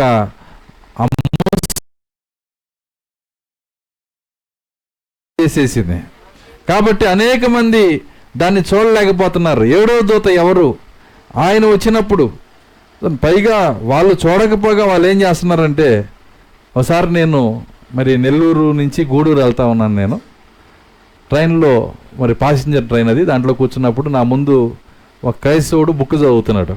ఏందా పుస్తకం? 7 ముద్దల పుస్తకం. ఏందండి? 7 ముద్దల పుస్తకం. ఎంత ఉందంటే దాదాపుగా అది ఒక 50-60 పేజీలు ఉంది. దాన్ని రాసింది ఎవరంటే ఎవరో పాస్టరు. నాకు ఆసక్తి కలిగి కొద్దిగా ఇస్తావు, ఒక నిమిషం చూసిస్తాను. తీయంగానే మొదటి ముద్ర ఇది, రెండో ముద్ర ఇది, అన్నీ ఉన్నాయి ఈ 60 పేజీల్లోనే. అందులో కొన్ని ముద్రలు వరకు చూశాను ఏం రాశాడని. అందులో ఏం రాశారంటే ఆంధ్రజ్యోతిలో, ఈనాడులో రాసిన పేపర్లు క్లిప్పింగ్ పెట్టి, ఇగో సోమాలయాలో కరువు వచ్చింది, 2వ ముద్ర అయిపోయింది. అర్థమవుతుందా? లేదు పలానా చోట యుద్ధం జరిగింది, 3వ ముద్ర అయిపోయింది. వాళ్ళ సొంత తెలివితో ఆ కార్యాలు రాస్తున్నారు. వీళ్ళు ఏమన్నా 7వ దూత ఈయనేమన్నా ఇవ్వాల్సింది ఎవరు? దాన్ని 7వ దూత వచ్చినప్పుడు ముద్రలు మాత్రమే కాదు, ఆయన ముద్రలు బయలుపడతాయని చెప్పలేదు, అసలు దేవుని మర్మం అంతా బయటకు వస్తుందని చెప్పాడు ఆయన. ఎందుకంటే అది పరిశుద్ధాత్మ కాలమై ఉన్నది. అందుకే లవోదికే పైన తలరాయి కింద ఏం పెట్టాడు పేరు? పరిశుద్ధాత్మ. పరిశుద్ధాత్మ ఏం చేస్తాడు? తన పిల్లల్ని ఎలా నడిపిస్తాడు? నేను నా అంశంలోనే ఉన్నాను. నేను బయలుపాటు వలన ఆత్మ వచ్చాడంటే ఆయన ఏం చేస్తాడంటే బయలుపరుస్తాడు. కాబట్టి ఆయన దేవుని మర్మమంతా 7వ దూత వచ్చినప్పుడు ఆయన బయలుపరుస్తాడని చెప్పాడు. ఆ 7వ దూత ఎవరో వెతకవలసిన బాధ్యత మన మీద ఉంది, కానీ ఎవరు దాన్ని వెతకరు. కానీ కృప ఎవరి హృదయంలో అయితే దేవుడు ఇస్తున్నాడో, ఎవరి హృదయంలో అయితే పరిశుద్ధాత్మను పెడుతున్నాడో, వాళ్ళు 7వ దూతని వెతికి తృప్తి చెందుతారంట వాళ్ళు. దేవుని స్తోత్రం, హల్లెలూయా. నిజమది. ఎందుకంటే ఆ 7వ దూతని వెతకాల్సిన బాధ్యత మన మీద ఉంది. ఎవరినో ఒకళ్ళని 7వ దూత అనుకోవటం కాదు. నీకు ఇష్టమైన వాళ్ళు 7వ దూత, మా పాస్టర్ గారు 7వ దూత అయ్యి ఉండొచ్చుగా, కాదని అటు చెబుతారు మీరు. అర్థమవుతుంది. కొంతమందికి వచ్చే డౌట్ ఏంటంటే మా పాస్టర్ గారు 7వ దూత అయి ఉండొచ్చుగా. సో నేను 7వ దూత అయి ఉండొచ్చుగా, మా పాస్టర్ గారు అయ్యి అసలు నేనే అయ్యి ఉండొచ్చుగా నువ్వు చెప్పుకోవచ్చు. అర్థమవుతుంది. అది అన్నీ కాదు. ఒక వర్తమానాన్ని, ఒక ప్రవచనాన్ని నిరూపించవలసిన వాడు దేవుడే. ఒక ప్రవచనం దేవుడు చెప్పినప్పుడు దాన్ని చూడటానికి ఒక శక్తిని కూడా దేవుడే పంపిస్తాడంట. అక్కడ సూచనను రుజువు చేయి శబ్దం ఉంటుంది అన్నాడు ప్రవక్త. వర్తమానం ఆయన చెప్పింది చదవండి మీరు. దాని పేరు ఏంటంటే వర్తమానం పేరు సూచనను రుజువు చేయి శబ్దం. ఒక సూచన వచ్చినప్పుడు వెనకాల శబ్దం లేకపోతే అది దయ్యం అన్నాడు ఆయన. కొంతమంది చాలా సూచనలు చేసేవాళ్ళు మాంత్రికులు, మెజిషియన్స్, క్రైస్తవ పాస్టర్లే. అర్థమవుతుంది. ఎన్నో చేస్తారు, కానీ లోపల పొట్టగోస్తే ముక్క కూడా తెలియదు వాళ్ళకి. వర్తమానం ఉండదు. వర్తమానం లేకుండా సూచన వస్తే అది దయ్యం అన్నాడు ఆయన. సూచన వచ్చినప్పుడు దాన్ని రుజువు చేసే శబ్దం కూడా రావాలి వెనకాల. ఆ శబ్దం కనుక ఏ సూచనకైతే ఉంటుందో, అది ఏదైతే నిరూపించబడుతుందో అది దేవుడై ఉన్నది. కాబట్టి మా అయ్యగారు అయి ఉంటాడుగా, నేనై ఉంటానుగా, ఇవన్నీ కాదు. మనము ఒకవేళ సపోజ్ అనుకుందాం, ఎవరికైనా చాలామంది సర్టిఫికేట్లు అవసరం కదా. ఏంటి, ఏదో ఒక certificate, income certificate, address certificate, negativity certificate, caste certificate, ఏదో ఒకటి అవసరం అవుతుంది. లేదంటే అసలు ఫ్లాట్ కోసమే అప్లికేషన్ పెట్టుకున్నాం మనం అనుకుందాం. అందరూ ఫ్లాట్లు ఇస్తున్నారు. ఆ ఫ్లాట్ అప్లికేషన్ తీసుకొని వెళ్ళి మనం ఎవరిని కలవాలని చెప్పారంటే కలెక్టర్ గారిని కలవటానికి వెళ్ళాం. వెళ్ళినప్పుడు దారిలో గేటు దగ్గర ఆ ప్యూ నుండి ఏమంటున్నాడంటే, నేనే సంతకం చేస్తా, నేనే ముద్రేస్తా అన్నాడు అనుకో. నీ అప్లికేషన్ దానికి ఇస్తావా? అయ్యో, 10 రూపాయలు పెట్టి కొనుక్కొచ్చావు నువ్వు. ఏందండి, అప్లికేషన్ని 10 రూపాయలు పెట్టి కొనుక్కొచ్చావు. 10 రూపాయలు పెట్టి కొనుక్కొచ్చిన అప్లికేషన్ని ఆయన గీయడానికి ఇష్టపడవు నువ్వు. ఆ అథారిటీ పర్సన్ ఎవరో ఎతికి అతని దగ్గరికి తీసుకుని వెళ్తావు నువ్వు. ఒక చిన్న భూమి మీద ఒక సెంటు భూమి కోసం అంత జాగ్రత్త పడితే, ఒక సర్టిఫికేట్ కోసం అంత జాగ్రత్త పడితే, నిత్యత్వంలో నువ్వు వెళ్ళాలంటే నువ్వు ఎంత జాగ్రత్త పడాలి. ఇక్కడ ఈ వర్తమానం ఎక్కడికి వెళ్తుందో ఎవరు వింటున్నారో ఆలోచన చేయాలి దీన్ని. ఎందుకంటే ఈ వర్తమానం వెళ్ళినప్పుడు 7వ దూత ఎవరో ఆలోచన చేయాలి. అందరు చేయలేరండి ఇది. అది కూడా చెప్తున్నా, అందరిని చేయమని నేను చెప్పను. అలా కనుక నేను చెబితే మొదట నాకే వాక్యం తెలియదని అర్థం. అందరు కాదు చేయాల్సింది, కేవలము ఆయన పిల్లలు మాత్రమే. ఎందుకంటే వాళ్ళకు మాత్రమే దేవుడు బయలుపాటిస్తాడు, వాళ్ళకు మాత్రమే ఆయన ప్రత్యక్షతనిస్తాడు, వాళ్ళను మాత్రమే ఆయన నడిపిస్తాడు. దేని ద్వారా నడిపిస్తాడు? ఆయన ప్రత్యక్షత ద్వారా, బయలుపాటు ద్వారా. కాబట్టి ఆయన బయలుపాటు ద్వారా వాక్యాన్ని తెరవగలను ఆయనకి తెలుసు గనక, వింటున్నారా, బైబిల్ అంతా మరముగా రాసి పెట్టేశాడు. ఆయనకి బాధ లేదు, నా పిల్లలకి నేను తెరుచుకోగలను. కానీ వెలుపట నుండి వారు ఒకవేళ దాన్ని గ్రహిస్తారేమో అని నేను ఇలాగ రాసి పెట్టాను. కానీ నా పిల్లల విషయంకి వచ్చేటప్పటికి నేను నా పిల్లల హృదయాలు తెరవగలను. వాళ్ళు ఎక్కడైనా ఉండనివ్వండి, ఎన్ని కష్టాలైనా ఉండనివ్వండి, ఎన్ని ఇబ్బందులైనా ఉండనివ్వండి, ఎంత పాపమైనా ఉండనివ్వండి, ఎంత బురదలో అయినా ఉండనివ్వండి, అక్కడి నుంచి ఆ విత్తనాన్ని నేను పైకి లేపగలను. దేవుని స్తోత్రం, హల్లెలూయా. ఉన్న బురదలో అడుక్కెళ్ళిపోయిందంట ఒక విత్తనం. ఉన్న బురదలోనే శాంతం అడుక్కెళ్ళిపోయిందంట విత్తనం.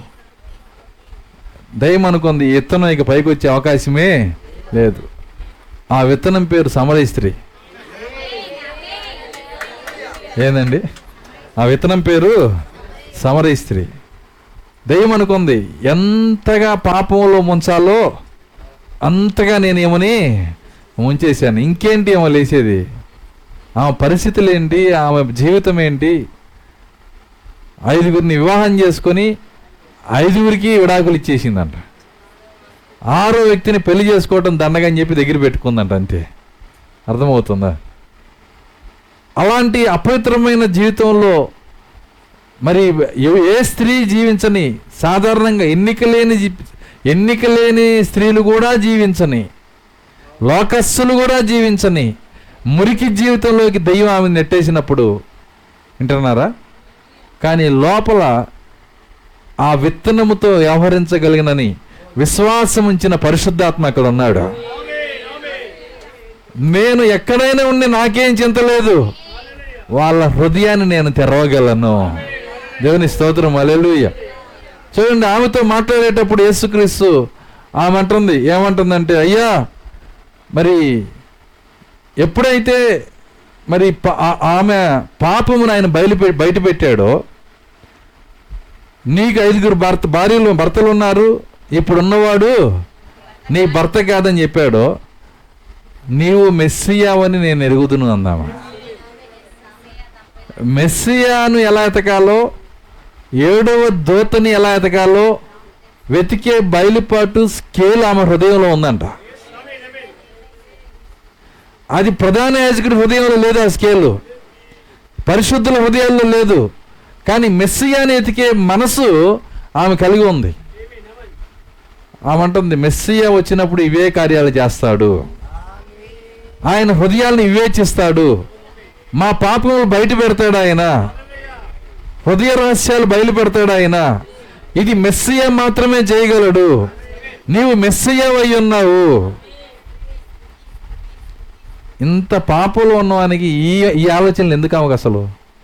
మెస్సియాని ఎలా గుర్తుపట్టాలి, ఆయన సూచన ఏంటి, ఆరాధన ఎక్కడ చేయాలి, ఏ కొండ మీద చేయాలి, ఇవన్నీ ఆమెకు అవసరమా? వింటున్నారా? చూడండి, ఆమె జగత్తు పునాది వేయబడక ముందే దేవుని ఎన్నికలో ఉన్న విత్తనం గనక ఆమె హృదయమును నేను తెరవగలననే విశ్వాసము దేవుడు కలిగి ఉన్నాడు అక్కడ. ఆమె హృదయాన్నే తెరిస్తే మన హృదయం తెరవలేడు ఆయన. దేవుని స్తోత్రం, హల్లెలూయా. నేను చాలా బిజీ అండి, నా పరిస్థితి ఇదండి, నేను ఇదండి, నేను అదండి, నువ్వెన్నైనా చెప్పు, ఎన్నికలో ఉంటే నీ పరిస్థితి ఎక్కడున్నా, ఏ స్థితిలో ఉన్నా నీకు బయలుపాటిచ్చే దేవుడు ఆయన, నిన్ను నిలబెట్టే దేవుడు ఆయన, తన ఆత్మ ద్వారా నీకు ప్రత్యక్షతనిచ్చి నిన్ను నడిపించే దేవుడు ఆయన. దేవుని స్తోత్రం, హల్లెలూయా. కాబట్టి ఆ ఆత్మ, పరిశుద్ధాత్మ మాత్రమే నీకు బయలుపాటు ఇవ్వగలడు. బయలుపాటు మరొక విధంగా మనకి రాదు. ఆ ప్రత్యక్షత ఆయన ఇచ్చినప్పుడు, ఆ బయలుపాటు ఆయన ఇచ్చినప్పుడు అది ఎలా ఉంటుందంటే, మరి ఆ ప్రత్యక్షత అనేది ఈ రెండు కార్యాలకి సంబంధం ఉంది. కొద్దిగా అర్థమవడానికి ఒక ఎగ్జాంపుల్తో చెప్తాను నేను. ప్రత్యక్షతకి ఆత్మకి సంబంధం ఉంది. ప్రత్యక్షతకి ఆత్మకి సంబంధం ఉంది. మీరు కనుక బైబిల్ చూసినట్లయితే పరిశుద్ధాత్మ పెంతెకోస్తు రోజు దిగొచ్చినప్పుడు, వింటున్నారా? పెంతెకోస్తు రోజు దిగొచ్చినప్పుడు మరి అక్కడ ఉన్నటువంటి ప్రజలు వాళ్ళని ఏమన్నారంటే, వీళ్ళు కొత్త మద్యం తాగారన్నారు. ఏం చేశారంట? కొత్త మద్యము. పొద్దు పొడిచి జామైనా కాలేదు, వీళ్ళు అప్పుడే తాగి కొత్తగా వింతగా మాట్లాడుతున్నారు. ఇది ఖచ్చితంగా ఇప్పుడు ఎవరైనా రోడ్డు ఎమ్మటి వెళ్ళేవాడు అనవసరంగా వాడే మాట్లాడుకుంటా, అర్థమవుతుందా? మరి ఏదేదో అరుచుకుంటా వెళ్తున్నాడు అనుకో, నువ్వు కరెక్ట్గా చెప్పగలవు వాడు బార్ నుంచి వస్తున్నాడని. మనం చూసేది అదే. ఇప్పుడు వాళ్ళు కూడా అదే అనుకున్నారు. ఈ 120 మంది ఏదేదో మాట్లాడుతా అరుస్తా ఆ భాషలో మాట్లాడుతున్నప్పుడు వాళ్ళు ఏమన్నారంటే, వీళ్ళు కొత్త మద్యం తాగారు, వీళ్ళు పాతది కాదు. అర్థం కాదు. వాళ్ళు అనుకునే దాంట్లో కూడా వాక్యం ఉంది. దేవుని స్తోత్రం, హల్లెలూయా. ఏది తాగారంట? కొత్త మద్యం. అందుకే యేసుక్రీస్తు అన్నాడు, ఆ మద్యం అంటే ద్రాక్షరసం, పాత దాంట్లో కొత్తది పోయమాక అన్నాడు ఆయన. అర్థమవుతుందా? పాత తిత్తుల్లో కొత్తది పోయమాక. కొత్తది పోయాలంటే నీ తిత్తి కూడా కొత్తగా ఉండాలి, నీ జన్మ కూడా కొత్తదిగా ఉండాలి. పాత జన్మలో కొత్త ప్రత్యక్షత కనుక ఇస్తే ఆ తిత్తి ఏమైపోయిందంటే పగిలిపోయింది అన్నాడు ఆయన. కాబట్టి కొత్త మద్యంతో మరి వాళ్ళు నింపబడ్డారని వాళ్ళు పిలిచినప్పుడు ఆ కొత్త మద్యమని ఎందుకు అంటున్నాడంటే, ఆ ప్రత్యక్షత నీకేం చేస్తుందంటే, ఒక ఆత్మ యొక్క క్రియ, ప్రత్యక్షత రెండు ఒకటే. ఆత్మ వచ్చినప్పుడు నిన్నేం చేస్తాడంటే బయలుపాటిస్తాడు ఆయన, ప్రత్యక్షతనిస్తాడు. ఒకసారి ఇది మీకు అర్థమవుతున్న కార్యాన్ని చెప్తాను. ఏదైనా ఒక అనారోగ్యం మీకు వచ్చిందనుకో, మీరు ప్రార్థన చేస్తారు. చేసినప్పుడు ఆ ప్రార్థనలో పరిశుద్ధాత్మని లోపలికి వచ్చినప్పుడు ఆయన మీకు ఒక బయలుపాటిస్తాడు. ఏమని ఇస్తాడంటే, దేవుడే నాకు తగ్గిస్తాడు. ఏందండి?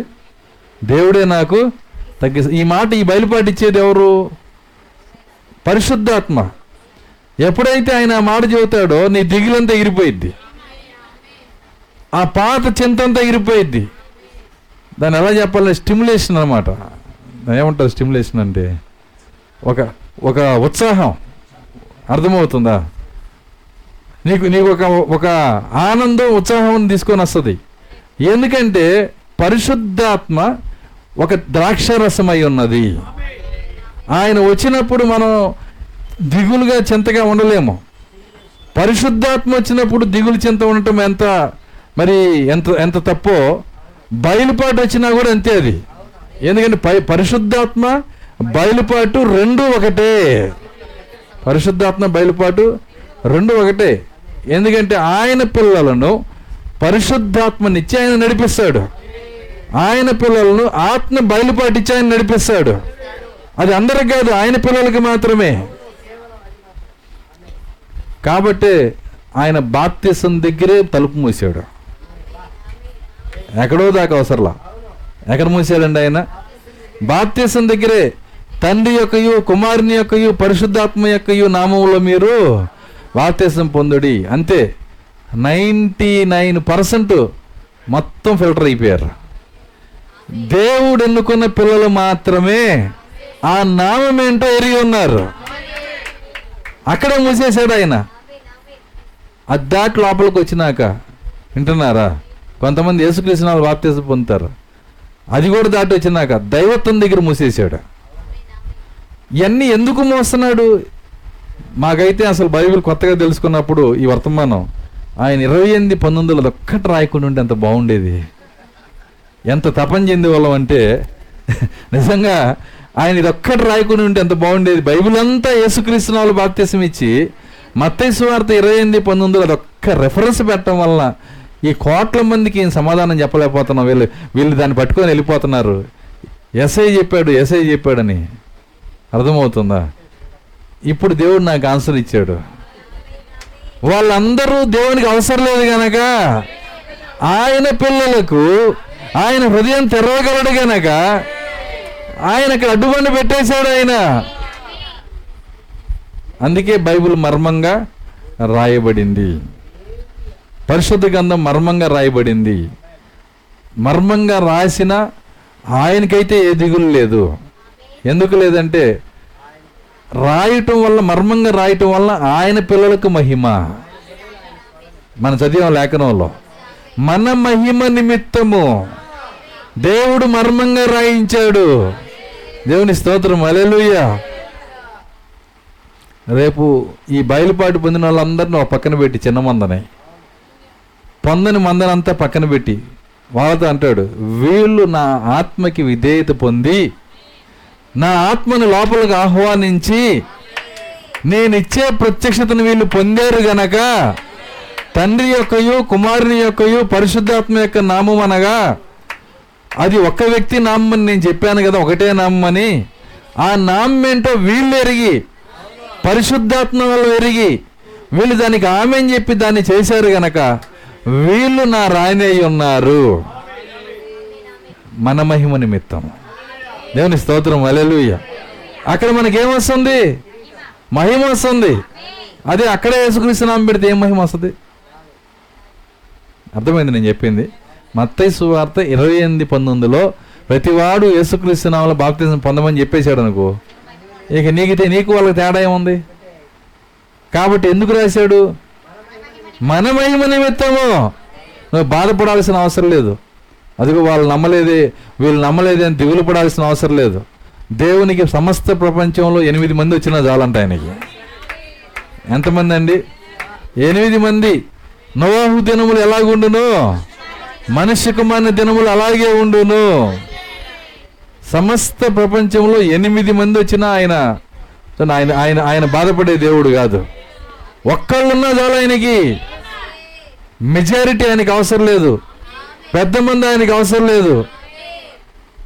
నీ దగ్గరికి వచ్చి ఎవరైనా, మరి నువ్వు ఆకలితో ఉన్నప్పుడు ఒక లారీ ఓకుంది. ఓకంటే తెలుసు కదా, ఏందండి? పొట్టు అంటే బియ్యం తీసేసిన పొట్టు. లారీ నిండా బస్తాలు కట్టి వరుసగా నిండా ఉన్నాయి. ఇవి కావాలా, 1 కేజీ రైస్ కావాలా, ఏది కావాలో చెప్పాను అడిగారన్న. ఏం కోరుకుంటావు? అది లారీ కదండి. అర్థమవుతుందా? లారీ కాదు, గోడౌన్ ఇచ్చినా నీకు ఆకలి తీరదు. అక్కడ ఉపయోగం లేదు పొట్టుతో. మన దేవుడు బుద్ధి కలిగిన దేవుడే నాయన. విత్తనముతో తొక్కకి విత్తనముకి అర్థమవుతుందా ఏమి సంబంధం అని అడుగుతున్నాడు ఆయన. విత్తనముతో తొక్క వారసురాలు కాదు. మరి ఆయన మనకంటే జ్ఞానవంతుడు. ఆయన తొక్కలు ఎన్ని ఉంటే ఏం ఉపయోగం అండి? అదిగో ఆ చర్చిలో 100 బస్తాలు ఉన్నాయి, ఈ చర్చిలో 1000 బస్తాలు ఉన్నాయి. ఎన్ని బస్తాలు ఉంటే ఏం ఉపయోగం? ఆయన గింజలు 12 ఉంటే చాలు అందరూ ఆయనకి. దేవుని స్తోత్రం, హల్లెలూయా. కాబట్టి ఆయన గింజలు కోరుకునే దేవుడు. ఆ ఓక అనేది వేరు చేయటానికే ఆయన వాడుకున్నటువంటి ఆయుధం ఏంటంటే మర్మము. మర్మమును పగలగొట్టి దేవుని చిత్తమును బయటికి తీసేదే ప్రత్యక్షత, బయలుపాటు. ఎవరికి ఆయన బయలుపాటు ఇస్తున్నాడో వాళ్ళు దేవుని పిల్లలై ఉన్నారు. బయలుపాటు ద్వారా నడిపించబడుట కుమారత్వమై ఉన్నది. అది కుమారత్వం అంటే. ఈరోజు నీకు ఈ గడియ ప్రవక్తను బయలుపరిచాడంటే తక్కువగా చూడమాక. ఈ గడియ సాయంకాల వెలుగుని దేవుడు బయలుపరిచాడంటే అది తక్కువగా చూడమాక. ఎవరో నమ్మలేదని మొట్టమొదటి వర్తమానం తీసుకొని వెళ్ళినప్పుడు ముగిస్తాను. నేను చెప్పిన గంట అయిపోయింది, ముగిస్తున్నాను నేను. ఎవరో నమ్మలేదని మరి దిగులు పడాల్సిన అవసరం లేదు. మరి ఎప్పుడైనా సరే నువ్వు వెళ్ళి ఎవరికైనా చెప్పినప్పుడు ఏమంటారంటే, ఇంత మర్మం ఉంటే ఏసన్న గారు మాకెందుకు చెప్పలేదు, దినకరన్ గారు మాకెందుకు చెప్పలేదు, పెద్దయ్య గారు ఎందుకు చెప్పలేదు? అర్థమవుతుందా? పెద్ద పెద్ద పాస్టర్లు ఉన్నారు కదా, వాళ్ళకి తెలియదు నీకే తెలిసిందా? అర్థమవుతుందా? వాళ్ళు వేసే ప్రశ్నలు అయ్యి వాళ్ళు నమ్మకపోయినా నీకు నీరసం రాకూడదు. మొట్టమొదట నిన్ను నువ్వు చెక్ చేసుకోవాలి. చాలామందికి ఒక లక్షణం ఏంటంటే, వర్తమానం తెలిసిన వెంటనే చుట్టూ ఉన్న వాళ్ళకి చెప్పి వాళ్ళ రెస్పాన్స్ చూస్తుంటారు. అది కూడా ఒక డేంజరే. నేనేం చెప్తానంటే, ఎవరు రెస్పాన్స్ నువ్వు చూడమాక, ముందు బండ మీద నువ్వు నిలబడు. చూడండి, అక్కడున్న లోతుని మీరు చూసినట్టయితే లోతు కూడా అలాగే పరీక్ష చేశాడండి. అల్లులకి వెళ్ళి మెసేజ్ చెప్పాడంట, కాబోయే అల్లులకి వెళ్ళి వర్తమానం చెప్పాడు. మీకు తెలుసా, పొద్దున్నే సూర్యోదయం కాదు అయ్యేది, అగ్నోదయం. అర్థమవుతుందా? ఈ మాట చెప్పినప్పుడు వాళ్ళు ఎగతాళి చేసే వాళ్ళ కనపడ్డాడంట. మొట్టమొదట అల్లులకి చెప్పడానికి పరిగెత్తుకుంటూ పోయాడు. అక్కడి నుంచి వాళ్ళు నమ్మలేదని ఈయనకు కాళ్ళు బండలైపోయినాయి. నిదానంగా నడుస్తున్నాడు. భార్య నడవట్లా, పిల్లలు నడవట్లా. మరి ఆ దోతలు చేతులు పట్టుకొని లాక్కెళ్తున్నారంట. ఎందుకు చేతులు పట్టుకొని లాక్కెళ్తున్నారు? తాను చెప్పిన మెసేజ్ ఎవరో నమ్మలా. అర్థమవుతుందా? ఈరోజు ఈ వర్తమానం వినే వాళ్ళకి కూడా అదే నేను చెప్పేది. ఎవరో నమ్మలేదని నువ్వు నీరసపడిపోమాక. ప్రపంచమంతా నమ్మకపోయినా పర్వాలా, నేను దాన్ని నమ్ముతాను. నేను దేవుని స్తోత్రం, హల్లెలూయా. కానీ ఆ సమరస్య దగ్గరికి వెళ్ళి మరి అక్కడ ఉన్నటువంటి ఊరోళ్ళు అని ఉంటారు. ఒకవేళ ఒక చిన్న ఊహ ముగిస్తున్నాను నేను. ఏంటి ఆ ఊహ అంటే, అమ్మా ఈయన మెస్సయ్య గాడా అని మమ్మల్ని అందరినీ పిలుచుకొచ్చావు, మంచిదే. ఈయన మెస్సయ్య అని నమ్మమని మమ్మల్ని మాతో చెబుతున్నావు, మంచిదే. మేము ప్రధాన యాజకుల్ని, ఆ శాస్త్రుల్ని, పరిశీలిని, గమలీయుల్ని, మరి నికోదేముని అందరినీ పిలుస్తాం. వాళ్ళు గ్రంథాలు తీసుకొని వస్తారు, వాళ్ళని ఒక పక్క కూర్చోబెడతాం. వింటున్నారా? నువ్వు ఇంకో పక్క కూర్చో, డిబేట్ పెడతాం. ఈ డిబేట్లో గనక ఒకవేళ నువ్వు గెలిస్తే నువ్వు చెప్పేది నమ్ముతాం, వాళ్ళు గెలిస్తే వాళ్ళు చెప్పేది మేము నమ్ముతాం. సిద్ధమేనా అని ఆమెను అడిగి ఉంటారు. ఆమె ఏమందంటే, ఏ డిబేట్ నాకు అవసరం లేదయ్యా, ఏ ప్రధాన యాజకుని నమ్మించాల్సిన అవసరం నాకు, ఏ అయ్యగారికి చెప్పాల్సిన అవసరం నాకు లేదు. నేను నా హృదయము నుండి నమ్ముతున్నాను. నన్ను ఒప్పింపజేసింది ఏదో నా లోపల ఉంది. దేవుని స్తోత్రం, హల్లెలూయా. ఏదో నా లోపల మాట్లాడుతుంది, దానిని బట్టే ఈ వర్తమానాన్ని నేను అంగీకరిస్తున్నాను. అది రెండవ వ్యక్తి నమ్మినా నమ్మకపోయినా ఆమె ఒప్పుకోయి చేసి వచ్చేసింది. ఈయన మెస్సయ్య గాడా, నీవే మెస్సయ్యవై ఉన్నావు. అది ఆత్మ ద్వారా నడిపించబడుట. కాబట్టి నీతో పాటు నడిచేవాళ్ళు నలుగురు ఉంటే నడుస్తాం, ఆ నలుగురిలో ముగ్గురు ఆగిపోతే నువ్వు ఆగిపోవటం, అలా బయలుపాటు ఉండదండి. బయలుపాటు అనేది 100 మంది నీతో నడిస్తే నడిచేది కాదు. ప్రవక్త అంటున్నాడు, యేసుక్రీస్తు సిలువని ఒంటరిగా మోసాడంట. ఎలా మోసాడు ఆయన? ఒంటరిగా. ఒక్కళ్ళు కూడా ఆయనతో లేరంట, అందరూ వదిలిపెట్టేశారు. ఛాలెంజ్లు చేసిన ఆయన మరీ ఘోరంగా వదిలేశాడు. ఎవరైనా? పేతురు. ప్రభువా, ఒక్క విషయం నువ్వు గుర్తుపెట్టుకోవాలి, ఈ లోకమంతా నిన్ను వదిలిపెట్టిద్ది అంటున్నావు కదా, నిన్ను వదిలిపెట్టిన మొండోడు ఒకడు ఉన్నాడు ఇక్కడ. అర్థమవుతుంది, అది నువ్వు తెలుసుకోవాలా. యేసుక్రీస్తు నవ్వి ఈ రాత్రి అన్నాడు. ఆయన ఎప్పుడో కాదు, ఏందంట, ఈ రాత్రి. ఆయన కూడా ఎగిరిపోయాడు, శిష్యులంతా పారిపోయారు. తన సిలువని, తన బయలుపాటును బట్టి తానే ఒంటరిగా మోయాల్సి వచ్చింది అక్కడ. ప్రవక్త అంటున్నాడు, ఈరోజు నీ జీవితాన్ని కూడా నీవే ఒంటరిగా మొయ్యాలి. వాళ్ళు వస్తే మోస్తాను, వీళ్ళు గెలిస్తే మోస్తాను, ఇవన్నీ ఏం లేదండి. నిజమైన దేవుని విత్తనమైతే, దేవుడు నీ హృదయంలో బయలుపాటిస్తే, నీ వర్తమానాన్ని నీవే వ్యక్తిగతంగా మొయ్యాలి. వ్యక్తిగతంగా మోసే వ్యక్తిని ఏదీ పడేయలేదండి. ఆమె చెప్పగలరా? అందుకే కుటుంబాల్లో కూడా నేను చూస్తా, తల్లిదండ్రులు రాలా, ఎవరు చుట్టాలు రాలా, బంధువులు రాలా, తమ్ముడు రాలా, చెల్లెలు రాలా, కానీ వీడు ఒక్కడే వస్తుంటాడు చర్చికి. నేను నమ్ముతా వాడు కరెక్ట్గా వాడు దేవుడు పట్టుకున్నాడు. ఎందుకంటే వ్యక్తిగతంగా వస్తున్నాడు. అక్కడ చర్చికి రాకపోతే అమ్మ బాధపడిద్ది, చర్చికి రాకపోతే నాన్న బాధపడతాడు. అర్థమైంది? అట్లాంటి వాళ్ళు కొద్దిగా పరీక్షను తట్టుకోవాల్సి వస్తుంది. సంపూర్ణ ముద్ర వాళ్ళని వేయలేం మనం.